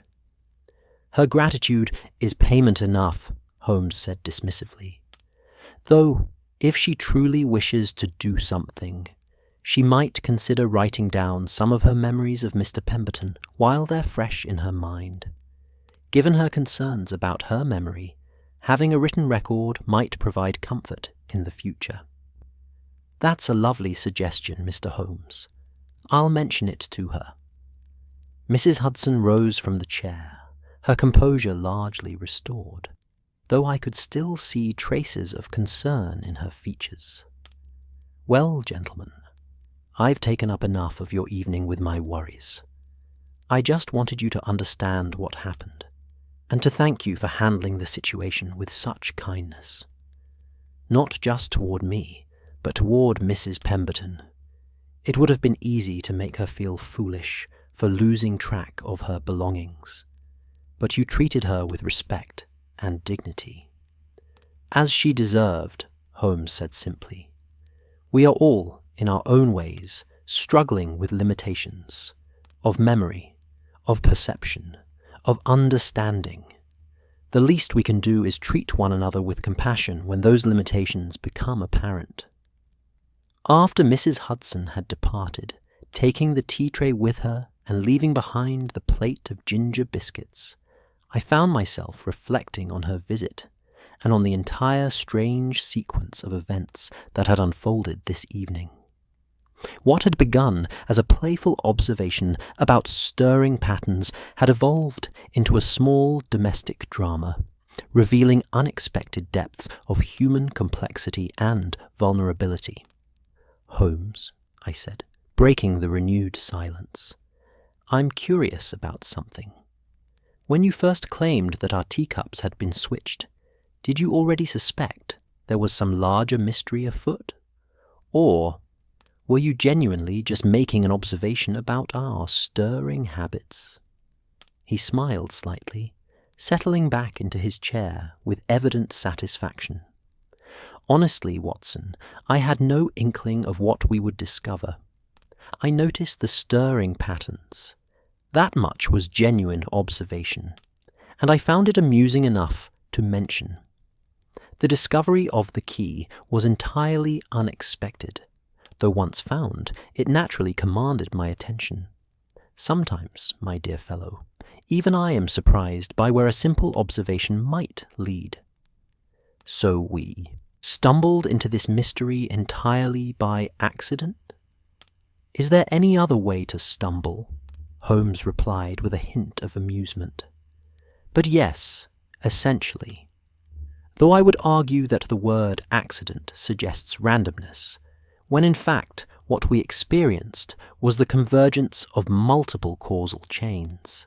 Mrs. Hudson's cleaning schedule, Mrs. Pemberton's anxiety, her presence in the kitchen at the precise moment the tea was being prepared, our habit of taking tea at this particular hour.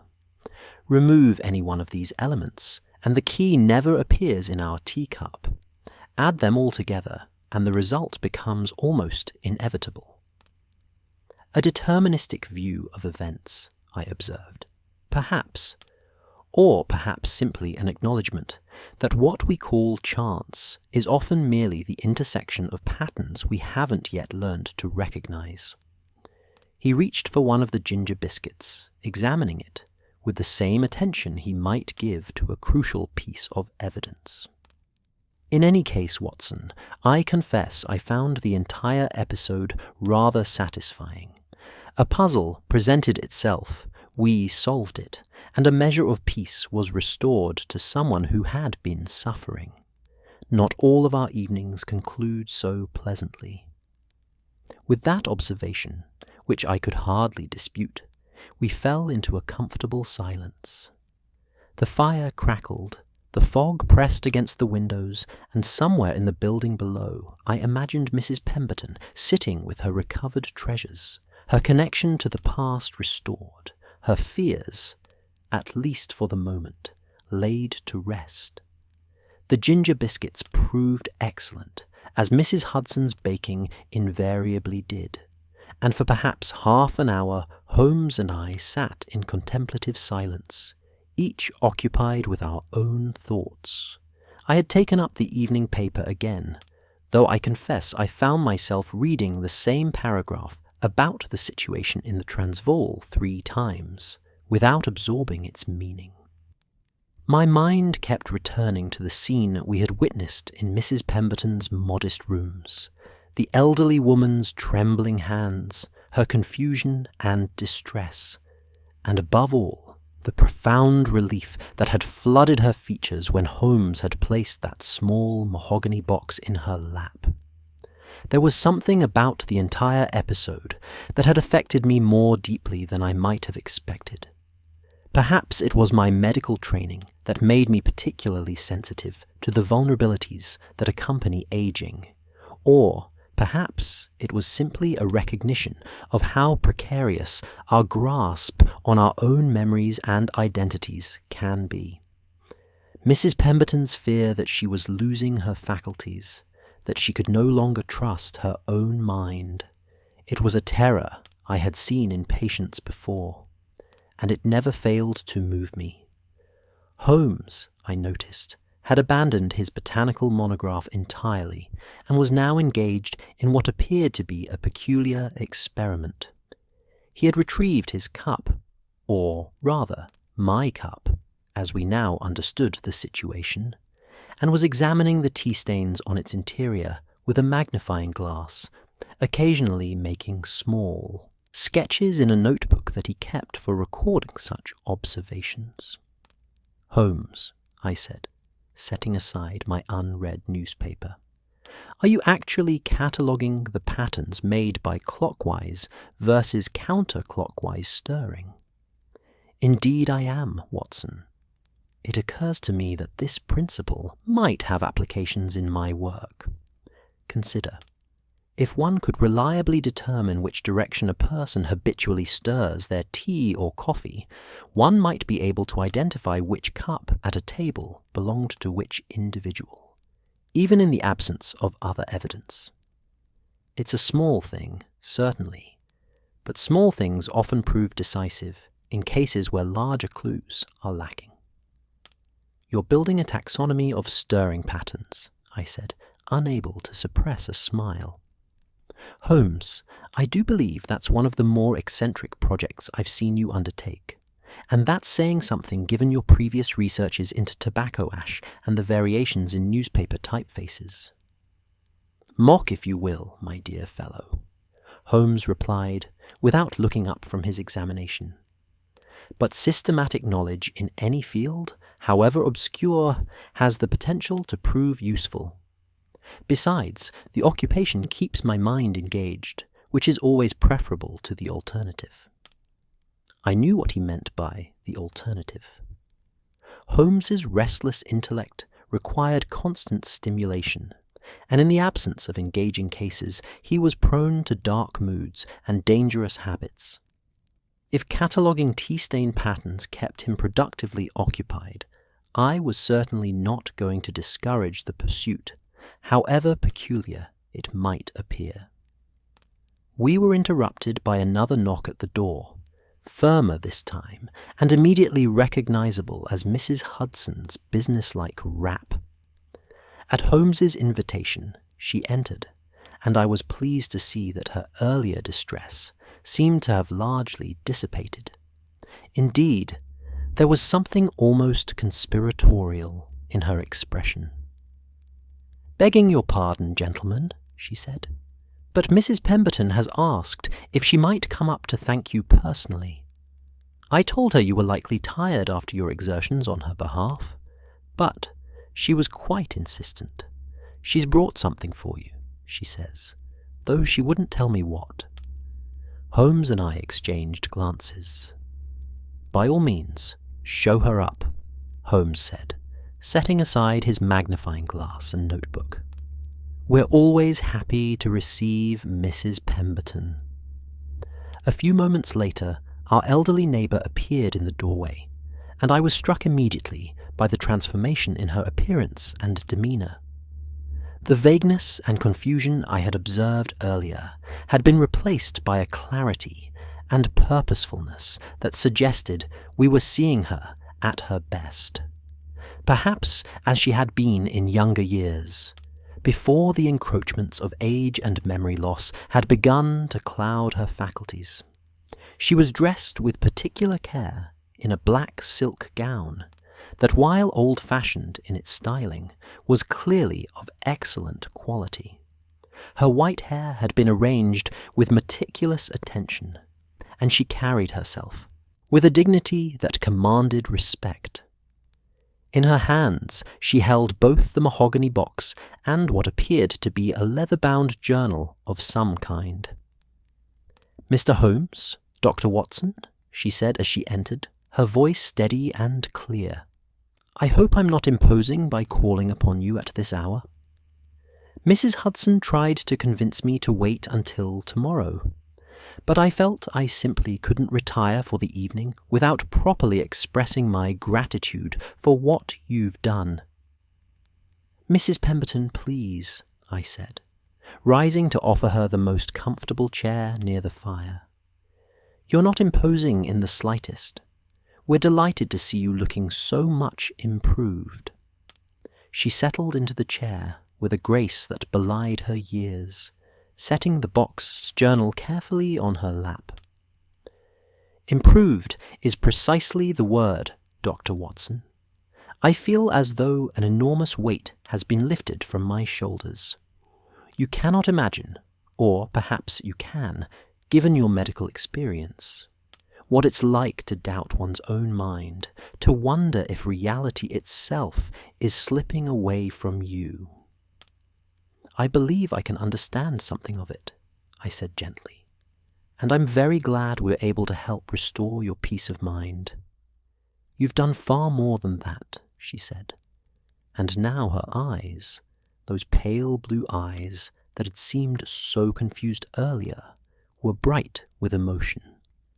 "You've given me back my faith in myself. You see, when I couldn't find the box, when I couldn't remember where I'd put it, I began to fear that my nephew was right, that I'm no longer capable of living independently, that I should give up these rooms and go to live with him in Cornwall, where I could be properly looked after." There was a note of bitterness in those last words that spoke volumes about her feelings on the subject. Holmes leaned forward with interest. "Your nephew has been pressuring you to leave London?" he asked. "Pressuring is perhaps too strong a word, Mr. Holmes. He's concerned for my welfare, and I don't doubt his intentions are good. But he's also eager to have me settled somewhere he can keep an eye on me, or rather, where his wife can keep an eye on me, for he's away on business more often than not. I love my nephew dearly, but the thought of leaving London, leaving the home I've made here, leaving what independence I still possess." She trailed off, shaking her head. "It would feel like a defeat," I suggested quietly. "Exactly so, Dr. Watson. A surrender to age and infirmity, an acknowledgement that my useful life is over, and all that remains is to be warehoused until death. Dramatic language, perhaps, but that's how it feels to me. And when I couldn't find my box, when my memory seemed to be failing me so completely, I thought perhaps Gerald, my nephew, was right after all. Perhaps I was no longer capable of managing my own affairs. But now you know that your memory didn't fail you, Holmes observed. The box was exactly where you believed it should be, on your writing desk. It was external circumstances, not internal confusion, that caused it to be misplaced. Yes, Mrs. Pemberton said, and there was something like triumph in her voice. Yes, exactly. My mind didn't betray me. I was betrayed by a well-intentioned act that I couldn't have anticipated. That makes all the difference, Mr. Holmes. It's the difference between losing one's faculties and simply being the victim of ordinary household confusion. She paused, her fingers resting lightly on the mahogany box. Of course, I'm not foolish enough to deny that my memory has declined. There are days when I struggle to recall names, or when I lose track of time, or when I find myself uncertain about things I should know. But those lapses are not the same as complete mental incompetence, and your discovery of the box has helped me understand that distinction. I may be aging, gentlemen, but I'm not yet incapable. Nor are you likely to become so for many years, I should think, I said, moved by her quiet determination. The symptoms you describe are not uncommon in persons of advancing age, but they don't necessarily indicate a progressive deterioration. With proper attention to health and mental stimulation, many people maintain their faculties well into their 80s or beyond. That's very reassuring to hear from a medical man, Dr. Watson. Thank you. She straightened in her chair, and I could see her gathering herself for some announcement. But I haven't come merely to express gratitude or to bore you with my family difficulties. I've brought you something that I think may interest you, Mr. Holmes, given your evident fascination with the details of human behavior and habit. She lifted the leather-bound journal from her lap and held it out toward Holmes. This was my husband's journal, one of several he kept throughout his life. Henry was a methodical man, given to recording his daily observations and thoughts. He served for many years in the Indian Civil Service, and his journals are filled with details about the places he lived, the people he encountered, the cases he adjudicated. Some of it is quite dry, administrative matters and the like, but there are also passages of considerable insight into human nature. Holmes took the journal with evident interest, handling it carefully as he examined the worn leather binding and the gilt lettering on the spine.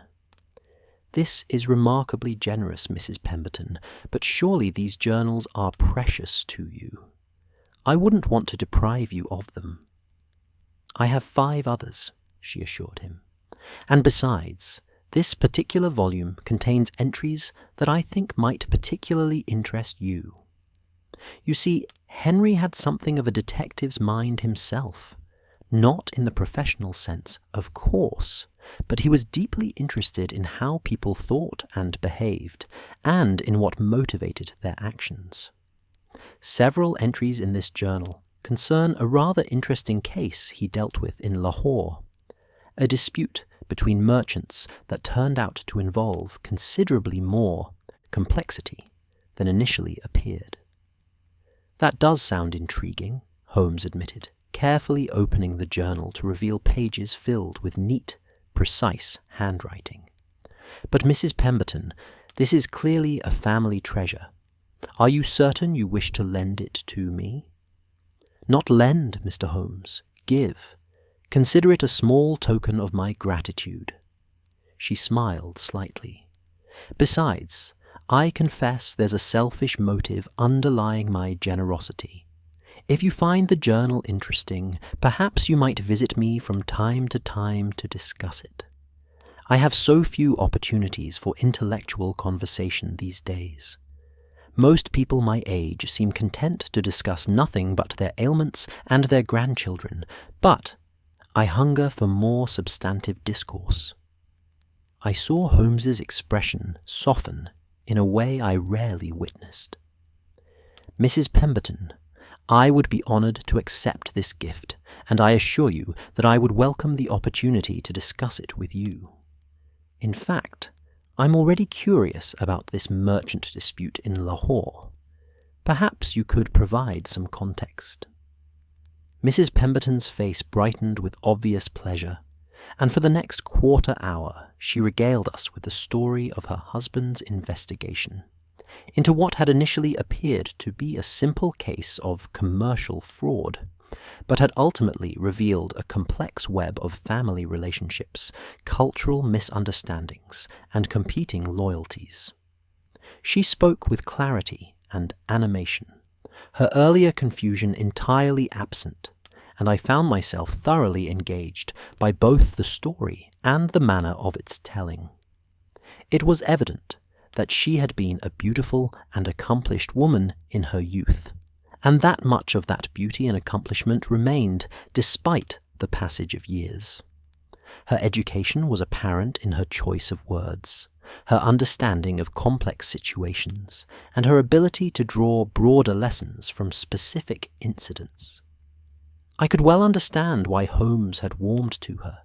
She possessed that quality of mind he most valued, the ability to observe and analyze without allowing sentiment to cloud judgment. "Your husband sounds like a remarkable man," Holmes observed when she had finished her narrative. "I would very much like to read his account of the case. It seems to me that he understood something essential about human nature, that people's actions are rarely as simple as they first appear, and that understanding motivation requires understanding the entire context of a person's life and circumstances."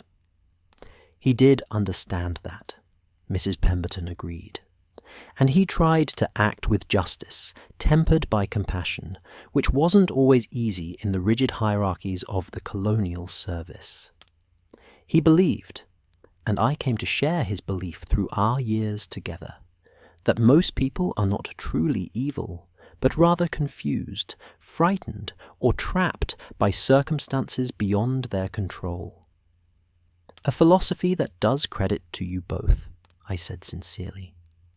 Mrs. Pemberton rose from her chair, gathering her box to her chest. "Well, gentlemen, I've taken up quite enough of your evening. I should return to my rooms and let you get back to your own pursuits. But thank you again from the bottom of my heart for what you've done. You've given me back more than a box of keepsakes. You've given me back my confidence and my hope for the future." "It was our pleasure," Holmes assured her, rising as well. "And please, don't hesitate to call upon us if you need anything at all. Watson and I are right upstairs, and we're always glad to be of service to a neighbour." "And please do visit us again," I added. "I meant what I said about enjoying your company. It's not often we have the opportunity for such stimulating conversation." After Mrs. Hudson had escorted Mrs. Pemberton back downstairs, Holmes returned to his chair and immediately opened the journal, his fingers carefully turning the yellowed pages. I could see the evident interest in his face as he scanned the entries, occasionally pausing to read a passage more carefully. "This is quite extraordinary, Watson," he murmured after several minutes of absorbed reading. Mr. Pemberton had a genuinely analytical mind. "Look here, this entry from March 1867 details his observations about how different cultural groups in Lahore organized their market stalls, and he's drawn conclusions about social hierarchies and trade relationships based purely on spatial arrangements. It's exactly the kind of observational work that forms the foundation of my own methods. Perhaps you've found a kindred spirit, I suggested with a smile, even if he lived half a century ago and halfway around the world. Indeed. And it raises an interesting question, doesn't it? How many people possess these observational capabilities but never develop them because their circumstances don't call for it? Mr. Pemberton might have made an excellent detective had he been born in different circumstances, or had he chosen a different career path. Instead, he served the empire in India and kept journals that no one but his wife would ever read, I observed. There's something poignant about that. All that careful observation and analysis, recorded but never shared with a wider audience. Until now, Holmes said, his eyes still fixed on the pages, Mrs. Pemberton has given these observations a second life by sharing them with someone who can appreciate their value. It's a generous act, and one that benefits both giver and receiver. He fell silent again, absorbed in his reading, and I took the opportunity to reflect on the evening's events. What had begun with such domestic simplicity, a cup of tea, a quiet evening's reading, had evolved into something far richer and more complex. We had encountered mystery, solved it, and in the process had formed an unexpected connection with a neighbour we had scarcely known existed. Mrs. Pemberton's gratitude had been touching, certainly, but what struck me more forcefully was the glimpse we had been given into her interior life, her fears about aging and dependence, her determination to maintain her autonomy, her hunger for intellectual engagement. How many other lives were being lived in the building around us, I wondered, each with its own complexity, its own struggles and triumphs, its own quiet dignity. Holmes, I said, interrupting his reading, do you ever think about how many mysteries surround us that we never investigate? Not crimes, necessarily, but simply the complex realities of other people's lives. He looked up from the journal, considering the question. Constantly, Watson. Every person we pass on the street is a mystery unto themselves, a unique combination of experiences, motivations, fears, and desires. Most of these mysteries we never investigate because we lack both the time and the invitation to do so. But occasionally, as happened this evening, circumstances create an opening, and we're allowed a glimpse into another person's interior world. And you find that worthwhile? Even when there's no crime to solve, no justice to be served? I find it essential, Holmes replied with surprising firmness. My work focuses on criminal matters because that's where my particular skills are most needed and most valued. But the underlying purpose of all investigation, whether into crimes or simply into the nature of human experience, is to understand. And understanding, Watson, is always worthwhile. It's what makes us more than mere animals following instinct. It's what allows us to connect with one another across the barriers of age, class, culture, and circumstance. It was, I thought, one of the most revealing statements I had ever heard Holmes make about his deeper motivations and philosophy. For all his reputation as a cold, calculating machine of logic, he possessed a fundamentally humanistic drive, a genuine desire to understand the complexities of human existence. That's beautifully put, I said quietly. Don't get sentimental on me, Watson, Holmes replied, but there was warmth in his voice. I'm merely being practical. The better we understand people, the better we can predict their behavior, solve their problems, and navigate the social world we inhabit. Understanding is useful. And also compassionate, I insisted. You can dress it up in practical terms if you like, Holmes, but I saw how you treated Mrs. Pemberton this evening. That wasn't merely useful observation. That was kindness. Holmes returned his attention to the journal, but not before I caught the slight smile that played across his features. Perhaps, he conceded. Perhaps. The fire crackled. The clock struck 10. And somewhere in the building below, I imagined Mrs. Pemberton sitting with her recovered treasures, no longer alone in her struggles, but connected, however tenuously, to the wider world through our small intervention on her behalf. It had been, I reflected, an extraordinarily satisfying evening. The evening had deepened considerably by the time Mrs. Pemberton's footsteps had faded down the stairs, and I found myself in that peculiar state of pleasant weariness that follows an unexpectedly eventful day.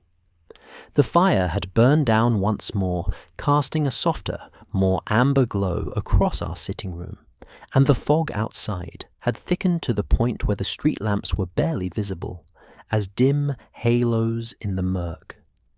It was the kind of night that made one grateful for warm rooms and good company, for the sanctuary of familiar surroundings against the cold uncertainty of the world beyond. Holmes remained absorbed in Mr. Pemberton's journal, occasionally making small sounds of interest or approval as he encountered passages of particular note. I watched him read with that total concentration he brought to anything that engaged his formidable intellect, and I found myself thinking, not for the first time, how fortunate I was to have such a friend and companion. Our association had brought me many things: adventure, purpose, intellectual stimulation, and not least, a front-row seat to one of the most remarkable minds of our age. After perhaps 20 minutes of this companionable silence, Holmes suddenly looked up from the journal, his grey eyes bright with thought. "Watson," he said, "I've been thinking about something Mrs. Pemberton said, about how our discovery of the box had helped her distinguish between genuine memory failure and the ordinary confusions of daily life. It's an important distinction, and one that relates directly to the principles we discussed earlier this evening regarding habits and observation." I set aside the medical journal I had been attempting to read, an article on the latest theories regarding cerebral function that I had found rather heavy-going, and gave Holmes my full attention. "Go on." "Consider the nature of memory itself," Holmes continued, setting the journal aside and steepling his fingers beneath his chin in that characteristic gesture. "We tend to think of memory as a kind of perfect recording, a faithful reproduction of past events stored somewhere in the brain, available for retrieval when needed. But of course, that's not how memory actually works at all. Memory is reconstructive rather than reproductive. We don't retrieve perfect copies of the past, but rather rebuild our recollections from fragments, influenced by our current state of mind, our expectations, and countless other factors. That's certainly consistent with current neurological understanding," I agreed. "The brain is not a filing cabinet, but something far more dynamic and complex." "Precisely. Which means that what we call memory is actually a kind of creative act. We're constantly constructing and reconstructing our past based on incomplete information. And this process is deeply influenced by the patterns and habits we've established over time." Holmes rose from his chair and began to pace, a sure sign that he was working through a complex line of reasoning. I had learned to recognize these moments, Holmes thinking aloud, using me as a sounding board while he organized his thoughts into coherent form. "When Mrs. Pemberton couldn't find her box," he continued, She had a choice in how to interpret that failure. She could assume that her memory of where she'd placed it was faulty. That is, that her mental faculties were deteriorating and could no longer be trusted. Or she could assume that her memory was correct, but that external circumstances had intervened, that someone had moved the box without her knowledge. The first interpretation is terrifying because it suggests a loss of self, a betrayal by one's own mind.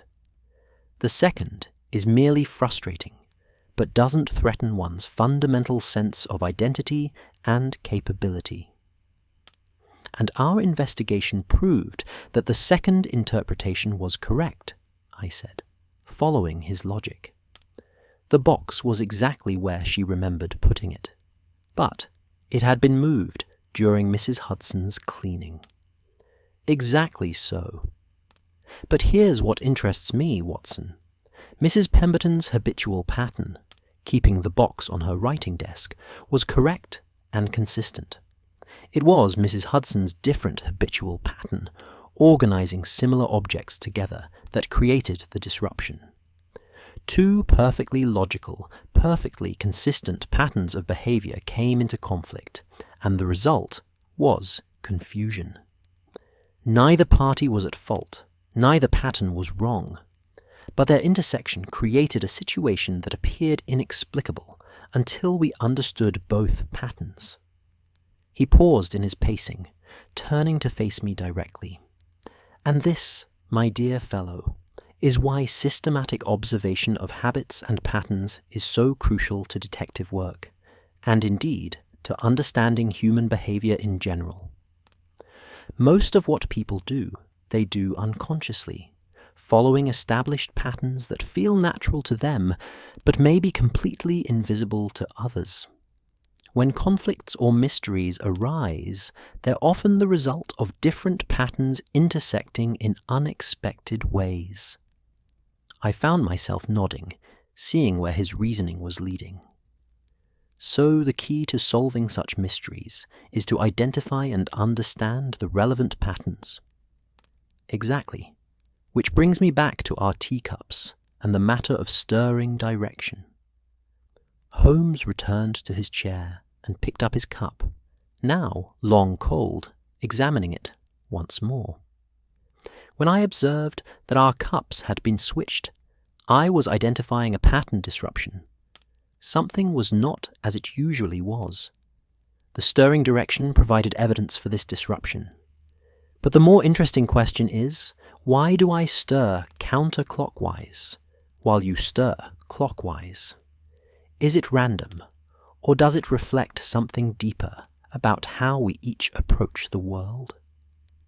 You're suggesting that even something as trivial as stirring tea might reveal aspects of our character or cognition? I asked, intrigued despite the seemingly absurd premise. I'm suggesting it's worth investigating, Holmes replied. Consider, you're right-handed, as am I. Yet, we stir in opposite directions. You're a medical man, trained in precise manual procedures. I'm a chemist and violinist, also dependent on fine motor control. Yet, our habitual patterns differ. Why? He leaned forward, warming to his subject. I would hypothesize, and it's only a hypothesis at this stage, that the direction of stirring might correlate with certain cognitive preferences. Perhaps those who stir clockwise are following the natural motion of reading and writing in English, left to right, with a slight circular component. Perhaps those who stir counterclockwise are more inclined towards spatial reasoning, or have different patterns of brain dominance.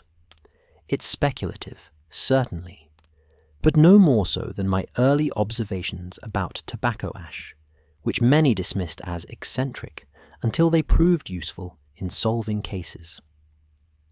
So you're proposing to build a comprehensive theory of human behavior based on tea-stirring patterns? I couldn't help but smile at the grandiosity of the concept. Not comprehensive, Watson, supplementary. Every small observation adds to our understanding.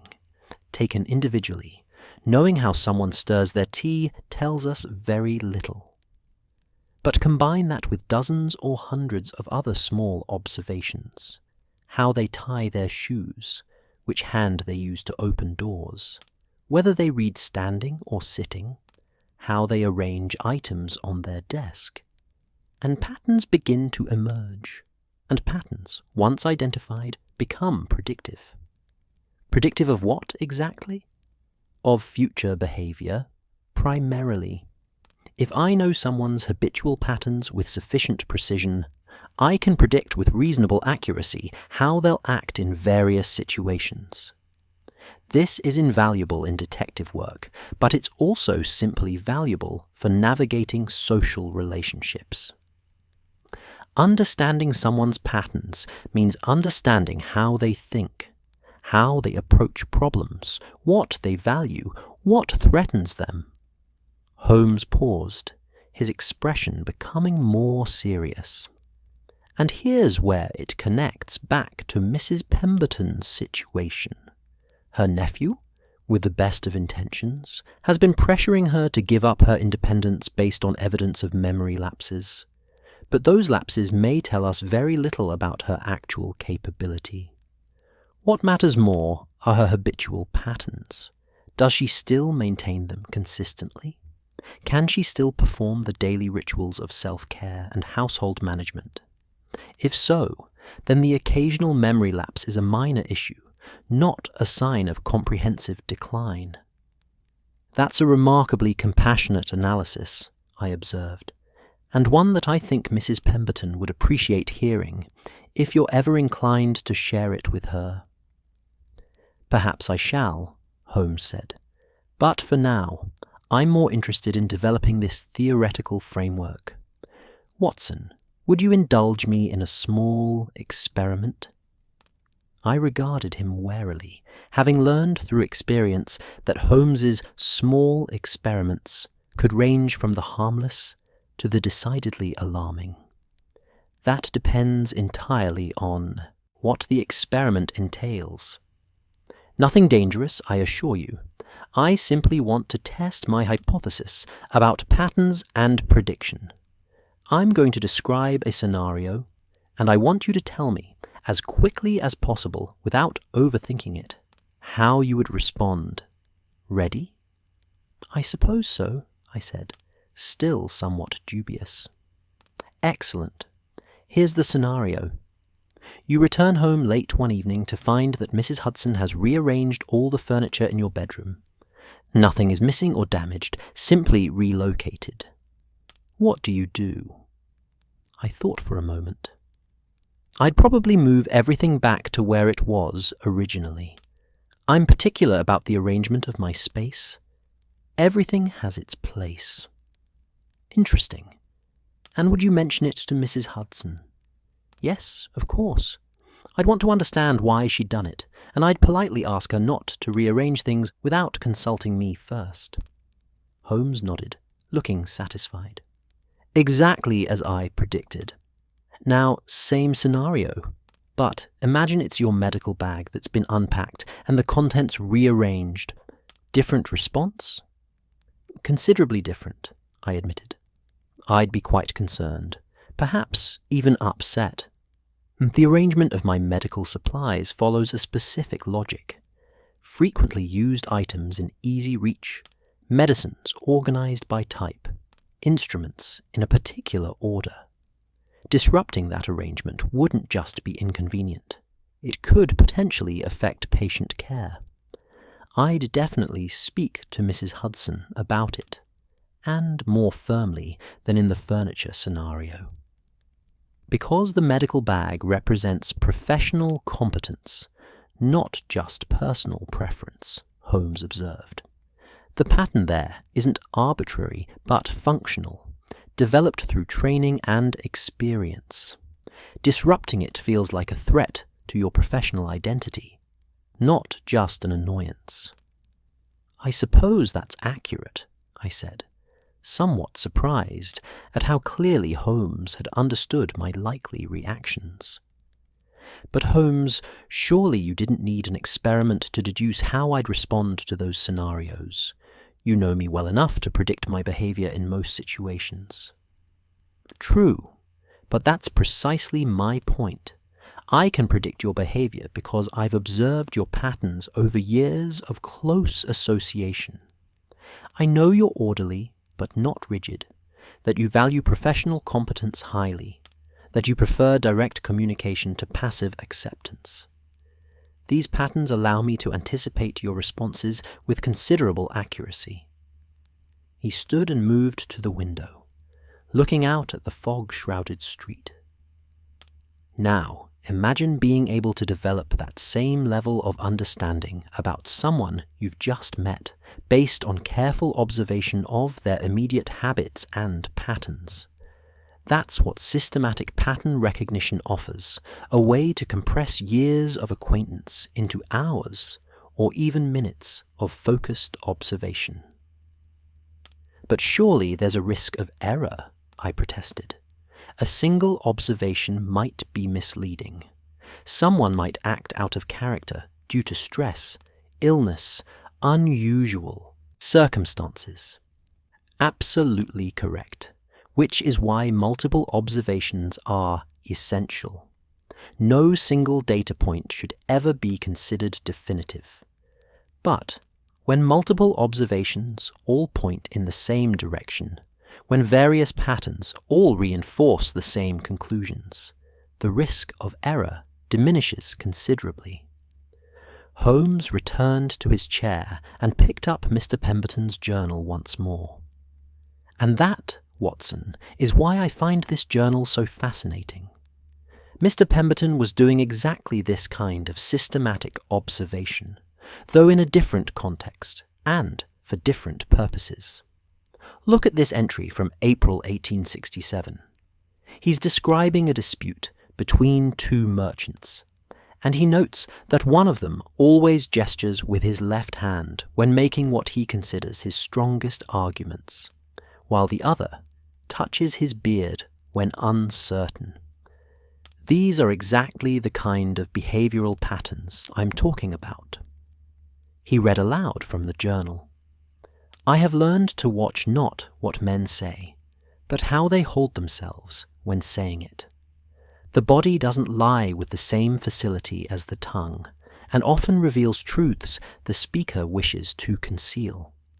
In today's adjudication, I paid less attention to the arguments presented than to the manner of their presentation, and thereby perceived which party was genuinely aggrieved and which was merely opportunistic." "Remarkable," I said, genuinely impressed. "Your Mr. Pemberton had quite a sophisticated understanding of human behavior." "Indeed he did. And what's more, he systematically recorded his observations, creating a kind of reference work that could be consulted when dealing with future cases. That's exactly the approach I've taken with my own monographs on various subjects: tobacco ash, newspaper typefaces, varieties of perfume, and now, perhaps, patterns of habitual behavior." "You're seriously considering writing a monograph on tea-stirring patterns?" I asked, unable to keep the amusement from my voice. "Among other things, yes. Though I'd frame it more broadly as a study of unconscious habitual behaviors and their diagnostic value. Tea stirring would be merely one example among many." He set down the journal and regarded me with an expression that was difficult to read. Part amusement, part serious intent. "You think it's absurd, Watson. I can see it in your face. And perhaps it is, from a certain perspective. But consider. Every significant advance in scientific understanding has been built on careful observation of phenomena that others dismissed as trivial or unworthy of attention. Newton supposedly developed his theory of gravity from observing a falling apple, something people had witnessed countless times without recognizing its significance. I'm not dismissing it, I protested. I'm simply adjusting to the concept. It's characteristic of you, Holmes, to see potential significance where others see only mundane routine. And it's characteristic of you, my dear fellow, to remain skeptical while simultaneously being willing to consider new ideas. It's one of the things that makes you an excellent chronicler of my methods. You represent the intelligent layman's perspective, the voice of reasoned skepticism that ultimately acknowledges evidence when it's sufficiently compelling. There was genuine warmth in his voice as he said this, and I felt a flush of pleasure at the compliment, however obliquely delivered. Holmes wasn't generally given to expressing appreciation, and when he did so, it carried particular weight. "Well," I said, "I suppose I should be grateful that this evening's adventure has inspired you to new theoretical heights, rather than leaving you to complain about the absence of interesting cases.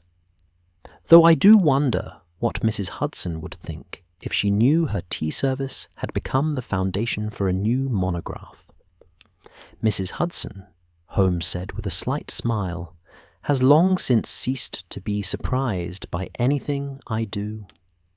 She's remarkably tolerant of my eccentricities, considering how many of them she's been subjected to over the years." "That's certainly true, though I suspect she'd be pleased to know that her careful attention to our tea service inadvertently contributed to your investigative methods." "Perhaps I should mention it to her," Holmes mused, "though on second thought she might then become self-conscious about her habits, which would defeat the entire purpose. The value of these observations lies precisely in their unconscious nature.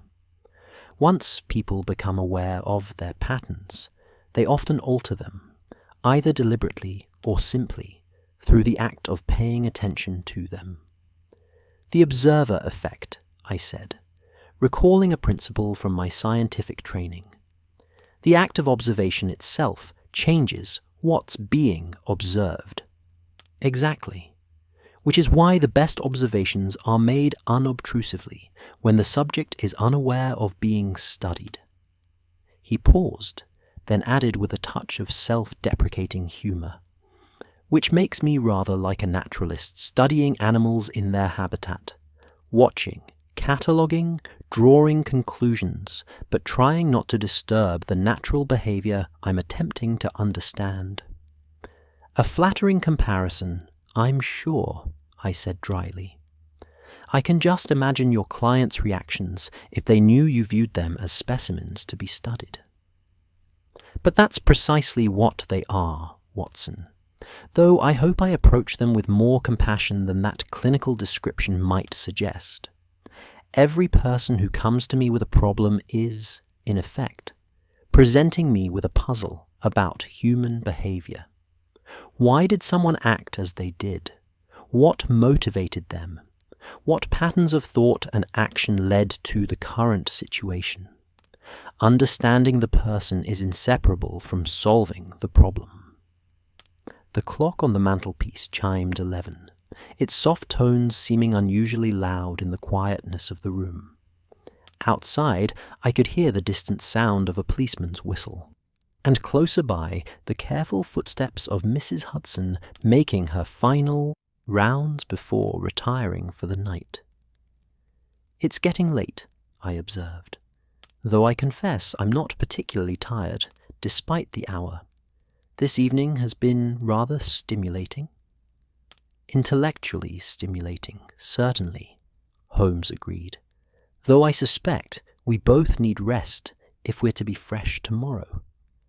I have a client coming at 10, a matter involving some disputed signatures on a will, and you mentioned you had several house calls to make."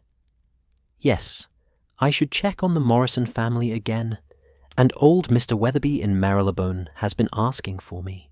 His gout has been troubling him." I rose and stretched, feeling the pleasant ache of muscles that had been still too long. But Holmes, before we retire, I wanted to say that I found this evening remarkably, well, satisfying is perhaps the word. We solved a small mystery, helped a neighbour in distress, and I feel I've gained some new understanding of your methods. It's been educational in the best sense of the word. Holmes looked at me with an expression of quiet pleasure. I'm glad to hear it, Watson, and I must say, your questions and observations have helped me clarify my own thinking on several points. It's one of the great benefits of having a colleague willing to engage seriously with one's ideas, even when they seem eccentric or impractical. Well then, I said, moving toward my bedroom door, I suppose we've both benefited from what began as a simple cup of tea. Good night, Holmes, and thank you for the demonstration, the explanation, and the company. Good night, Watson. Sleep well. As I prepared for bed, going through the familiar rituals of washing and changing into my nightclothes, I found my mind still actively engaged with the evening's conversations. Holmes's ideas about patterns and observation, Mrs. Pemberton's quiet dignity and determination, the whole unexpected journey from switched teacups to recovered keepsakes. It all felt like a perfect encapsulation of what made my life with Holmes so endlessly fascinating. The world, I reflected, as I finally settled under the covers, was full of mysteries, both large and small, and the greatest gift was having the eyes to see them, and the mind to appreciate their significance. Tomorrow would bring its own challenges and discoveries, but tonight had been complete unto itself. A small, perfect adventure in observation, deduction, and human connection. Through the wall, I could hear Holmes still moving about in the sitting room, no doubt making final notes in that ever-present notebook of his, cataloguing the evening's observations for future reference. The sound was oddly comforting, a reminder that I was not alone, but part of a partnership that enriched both our lives. With that thought, I drifted into a peaceful sleep, my last conscious awareness being gratitude for this strange, wonderful life I had found at 221B Baker Street. As I sit here now in my study, some weeks removed from that extraordinary December evening, the firelight, once again casting familiar shadows across these pages, I find myself compelled to reflect more deeply on what transpired and what it revealed. Not merely about the specific mystery of the teacup and the missing box, but about the larger patterns of human existence that Holmes so brilliantly illuminated through his observations and methods. It is a peculiarity of memory. I have come to understand that certain evenings stand out with particular clarity from the general flow of our days. They become touchstones, moments to which we return in our thoughts, not necessarily because of their dramatic content. For as mysteries go, the case of Mrs. Pemberton's keepsake box was modest indeed. But because they crystallized something essential about our understanding of the world and our place within it. That December evening has become such a touchstone for me, and I have found myself returning to it repeatedly in the weeks since, each time discovering new layers of meaning that I had failed to perceive in the moment itself. This is perhaps the true value of reflection. It allows us to see patterns that were invisible during the experience itself, to draw connections that only become apparent with the benefit of distance and contemplation. The morning after our adventure with Mrs. Pemberton's box, I rose somewhat later than usual, having slept more soundly than I had in weeks. There is something about the satisfaction of a puzzle well solved, even a small one, that brings a particular quality of rest.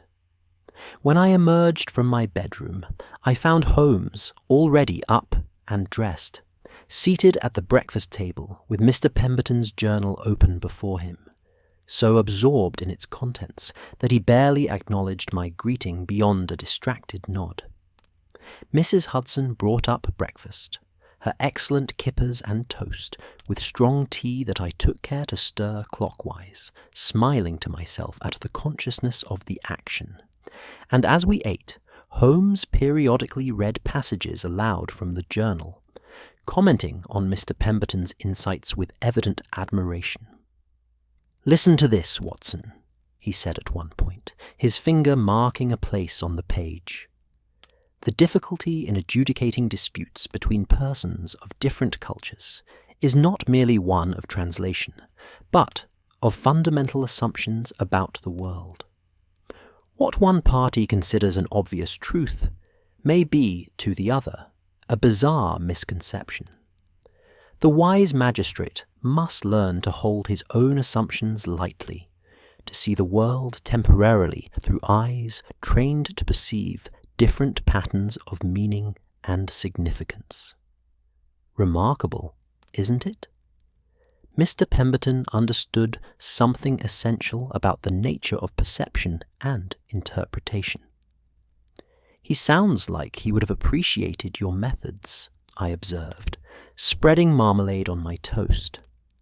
"That business about patterns of meaning, it's very much aligned with what you were saying last night about habitual behaviors and observation." "Exactly so. And it reinforces a principle I've long believed but rarely articulated, that the work of detection is fundamentally an exercise in translation.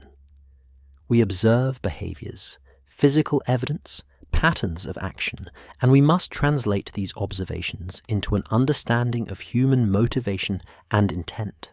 It's not so different from what Mr. Pemberton was doing in India, bridging cultural divides, interpreting one pattern of meaning in terms of another." I considered this as I ate, finding the comparison illuminating. "So when you observe that someone stirs their tea in a particular direction or arranges their desk in a specific way, you're reading those actions as a kind of language?" "Precisely. A language most people speak unconsciously, without being aware that they're communicating anything at all. But once you learn to read this language of unconscious behavior, it becomes extraordinarily revealing."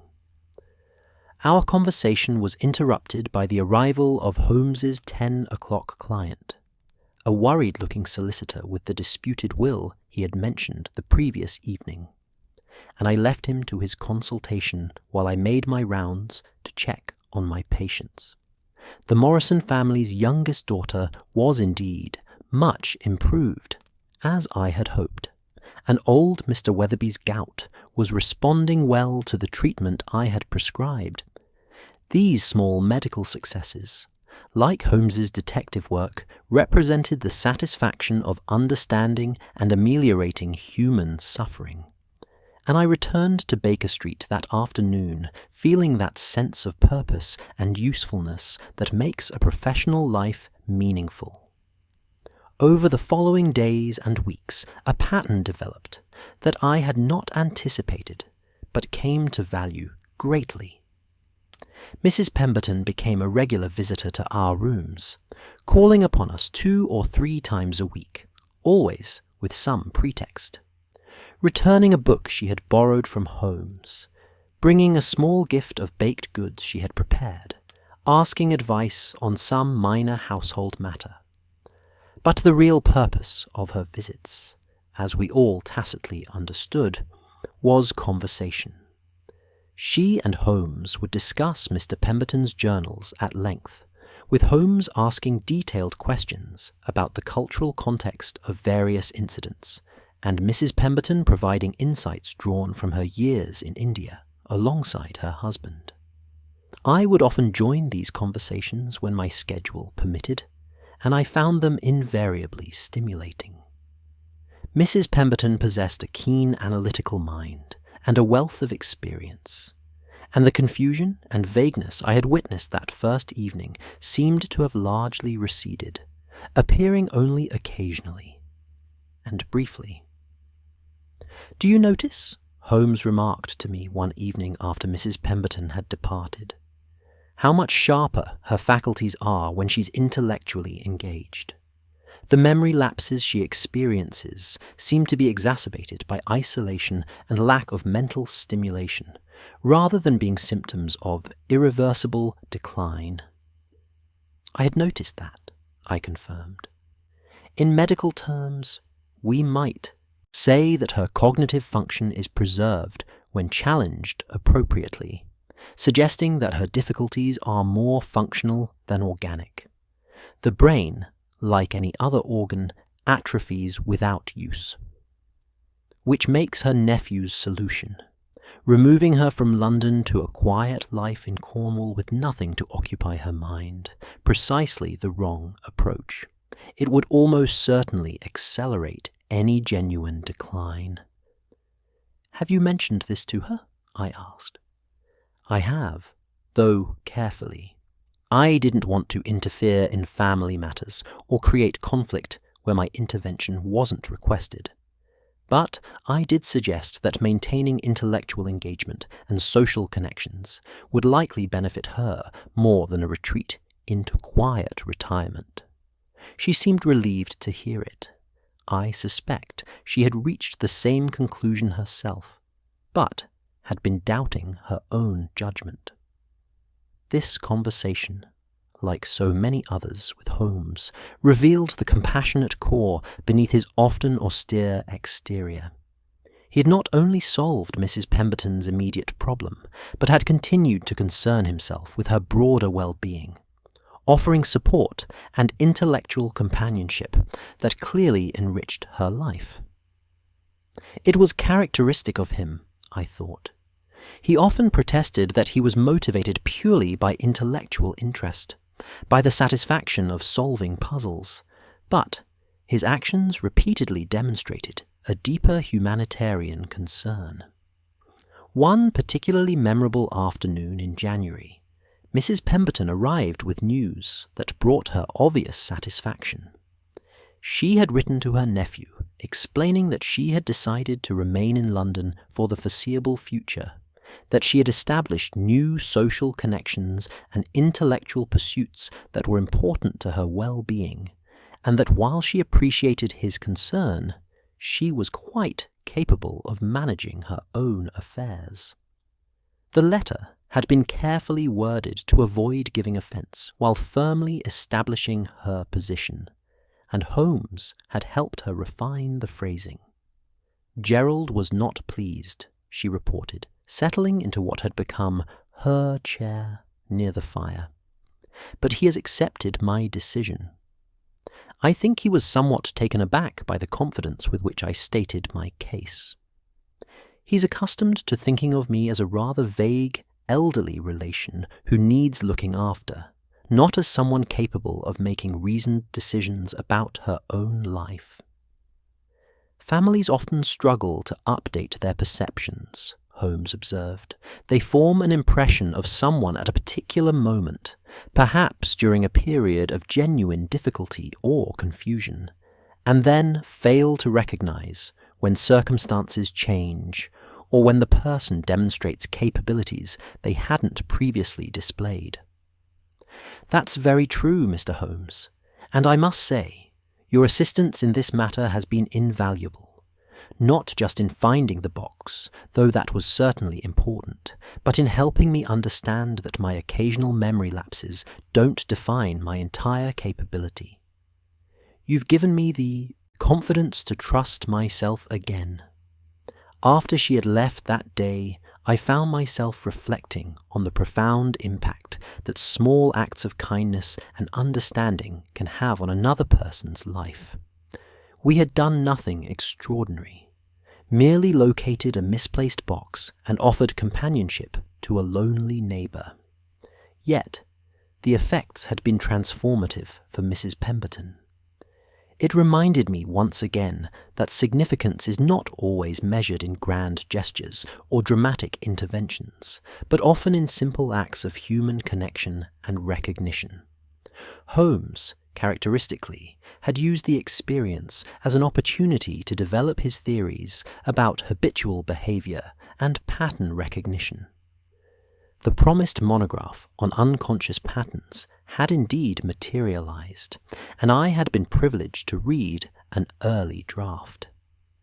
It was typical Holmes, meticulous, comprehensive, occasionally brilliant, and thoroughly unconventional in its approach. Whether it would ever be published or would join the growing collection of unpublished manuscripts in his files remained to be seen, but the intellectual exercise of creating it had clearly given him satisfaction.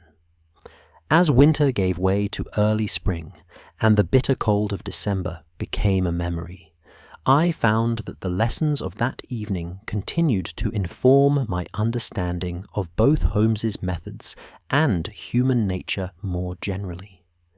I began to pay more attention to the small, unconscious behaviors of my patients. How they held themselves, what nervous gestures they employed, how they arranged their personal spaces. These observations, I found, often provided insights into their psychological states that supplemented the purely physical diagnoses I could make through conventional medical examination. One morning in late March, I was recording some of these observations in my medical journal when Holmes looked up from his chemical experiment, something involving the analysis of soil samples, if I recall correctly, and remarked, "You're becoming quite the systematic observer, Watson. I notice you've taken to recording behavioral notes about your patients alongside their medical symptoms." I was surprised he had noticed, though I shouldn't have been. "I suppose I have," I admitted. "I find that understanding a patient's habitual patterns and psychological state often helps me treat them more effectively. A nervous disposition might exacerbate certain conditions, or depression might interfere with recovery. The whole person matters, not just the diseased organ." Exactly the kind of holistic thinking that Mr. Pemberton advocated in his journals, Holmes observed approvingly. "You're synthesizing medical knowledge with psychological insight, creating a more comprehensive understanding of human health. It's good work, Watson. Your patients are fortunate to have a physician who sees them as complete human beings, rather than merely collections of symptoms."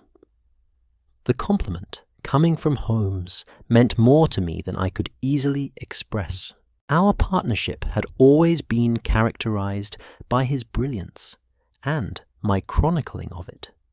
But increasingly, I felt that we were genuine collaborators, each bringing different perspectives and skills to our shared work of understanding the world and helping those who needed assistance. As spring progressed into summer, Mrs. Pemberton continued her regular visits, and the friendship that had begun with a misplaced box deepened into genuine mutual regard. She introduced us to several of her friends, other elderly widows living in the neighborhood, women of intelligence and experience who had been largely forgotten by a society that valued youth over wisdom. Holmes, to my initial surprise but eventual understanding, engaged with these women with genuine interest and respect, drawing out their stories and observations, treating them as valuable sources of knowledge about human nature and social dynamics. "People dismiss the elderly at their own loss," he remarked to me one evening after a particularly engaging tea party that Mrs. Pemberton had organized. "These women have lived through enormous social changes, observed countless human dramas, developed sophisticated understandings of human motivation and behavior. They're repositories of wisdom that our youth-obsessed culture foolishly ignores. "You've become quite the advocate for elderly ladies," I teased gently. "I've become an advocate for taking seriously anyone who has taken the trouble to observe life carefully and think about what they've observed," Holmes corrected. "Age, gender, social class. These are irrelevant compared to the quality of observation and thought. Mrs. Pemberton and her friends possess both in abundance." Looking back now on the entire sequence of events that began with that switch teacup, I am struck by how a single evening's domestic mystery opened doors to new understanding and new connections that have enriched our lives in unexpected ways. What might have been merely a curious incident, a key in a teacup, a missing box, became instead an opportunity for growth, learning, and the formation of meaningful relationships. I think often of Mrs. Pemberton's initial fear that she was losing her faculties, that she could no longer trust her own mind. How easily that fear might have led to a cascade of consequences: loss of confidence, social isolation, premature surrender of independence, perhaps even the acceleration of genuine cognitive decline. Instead, through the fortunate intersection of her distress with our investigation, she was able to understand that her memory had not betrayed her, that external circumstances rather than internal failure had caused the confusion she experienced. This realization allowed her to reclaim her confidence and agency, to resist well-meaning but misguided pressure from family, to establish new patterns of intellectual and social engagement that clearly benefited her well-being. And all because Holmes noticed that our teacups had been switched, because he paid attention to the small details that most people would never notice or consider significant.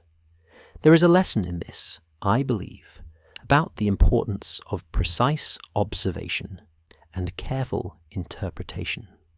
How many other Mrs. Pembertons are there in the world, I wonder, who are being written off as incompetent or declining when in fact they are merely the victims of misunderstanding or circumstances beyond their control?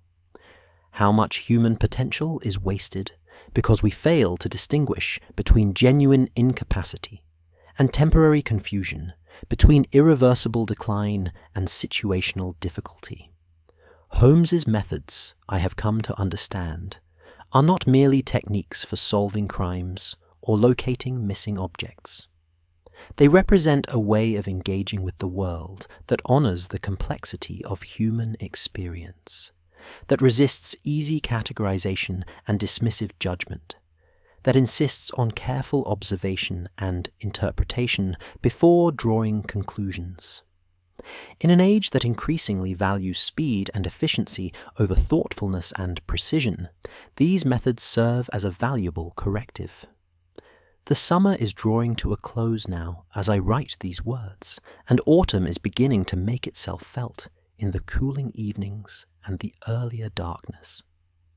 Mrs. Pemberton continues to thrive. Her memory lapses no worse than they were, and perhaps slightly improved through the mental stimulation of regular conversation and intellectual engagement. She has taken Holmes's suggestion and begun writing down her memories of life in India with her husband, creating a record that will preserve those experiences and the wisdom they contain. Holmes has completed his monograph on unconscious behavioral patterns, though he remains uncertain whether to publish it or to keep it as a private reference work. I have encouraged publication, believing that others could benefit from his insights, but he argues that the value lies partly in the patterns being unconscious, and that widespread knowledge of them might alter the very behaviors he seeks to observe. It is a characteristically subtle point, and one I have not yet found a compelling argument against. As for myself, I find that I approach my work and my relationships with renewed attention to the small details, the unconscious patterns, the habitual behaviors that reveal so much about the people around me. I am a better physician for this attention, I believe, and perhaps a better friend as well. Holmes has taught me, through this small domestic mystery as much as through our more dramatic cases, that nothing is truly trivial if we bring sufficient attention and thought to it, that the ordinary contains extraordinary insights for those who possess the eyes to see them. The teacup sits before me now as I write, one of Mrs. Hudson's blue-patterned cups, and I notice, because I cannot help but notice any more, the faint spiral pattern left by the tea I have just finished, the distinctive signature of clockwise, stirring. It makes me smile, this small evidence of unconscious habit, this reminder of an evening when something as simple as noticing how tea is stirred opened a door to deeper understanding and unexpected friendship. There is comfort, I find, in the patterns and rituals that structure our daily lives. The morning tea, the evening fire, the companionable silence shared with a trusted friend. These patterns are not limitations, but foundations, providing the stable ground from which we can safely explore the unexpected, the novel, the mysterious. They are the bass notes beneath the melody of experience, constant and reassuring, even as the tune above them varies endlessly. As I prepare to close this journal entry and retire for the evening, I find myself grateful for the lesson of that December night, that mysteries exist, not only in the exotic and dramatic, but in the familiar and domestic, that wisdom can be found in teacups as readily as in ancient manuscripts, that the careful observation of small things can lead to large understandings, and above all, that human connection and kindness matter more than any intellectual achievement, however brilliant. The fire is burning low, and through my window I can see the first stars appearing in the darkening sky. Somewhere in the building below, Mrs. Pemberton is no doubt settling in for her own evening, secure in her independence, and surrounded by her recovered treasures. Mrs. Hudson is making her final rounds, following those reliable patterns that keep our household running smoothly. And in the next room I can hear Holmes putting away his various experiments and apparatus, preparing for rest after another day of observation and deduction. All is as it should be, patterns intact, mysteries solved, friendships maintained. Tomorrow will bring its own challenges and discoveries, but tonight I am content with the knowledge that we are connected to one another through countless small threads of habit, attention, and care, that we observe and are observed, that we affect and are affected by one another in ways both conscious and unconscious, and that this web of connection, properly understood and honoured, is what makes life meaningful and rich. I close this journal with a sense of completion, feeling that I have captured something essential about that extraordinary evening and its aftermath. Future readers, if such there be, may judge for themselves whether the case of the Teacup Riddle deserves its place in the annals of Sherlock Holmes's investigations. For myself, I can only say that it taught me lessons I value as much as any derived from our more celebrated adventures, and introduced me to friends whose companionship I treasure as much as any I have known. The lamp flickers slightly as a draught stirs through the room, casting dancing shadows across these final words. I am reminded of how Holmes often speaks of the interplay of light and shadow, how both are necessary to perceive depth and detail, how mysteries exist in the spaces between certainty and confusion. Perhaps that is the ultimate lesson of this case, that life exists in those spaces, rich and complex and endlessly fascinating, waiting for those with the patience and attention to observe it carefully. And with that thought, I set down my pen, extinguish the lamp, and prepare for sleep, grateful for this strange, wonderful existence I have found at 221B Baker Street, where teacups reveal mysteries, and mysteries reveal truths about the human heart. The end of a long day, the close of a journal entry, but not, I trust, the end of the story. That continues, unfolding day by day, pattern by pattern, observation by observation, as we learn to see the world with ever greater clarity and compassion. Good night, dear reader. May you find, in your own daily rituals and domestic mysteries, the same wonder and wisdom that we have been fortunate enough to discover in ours.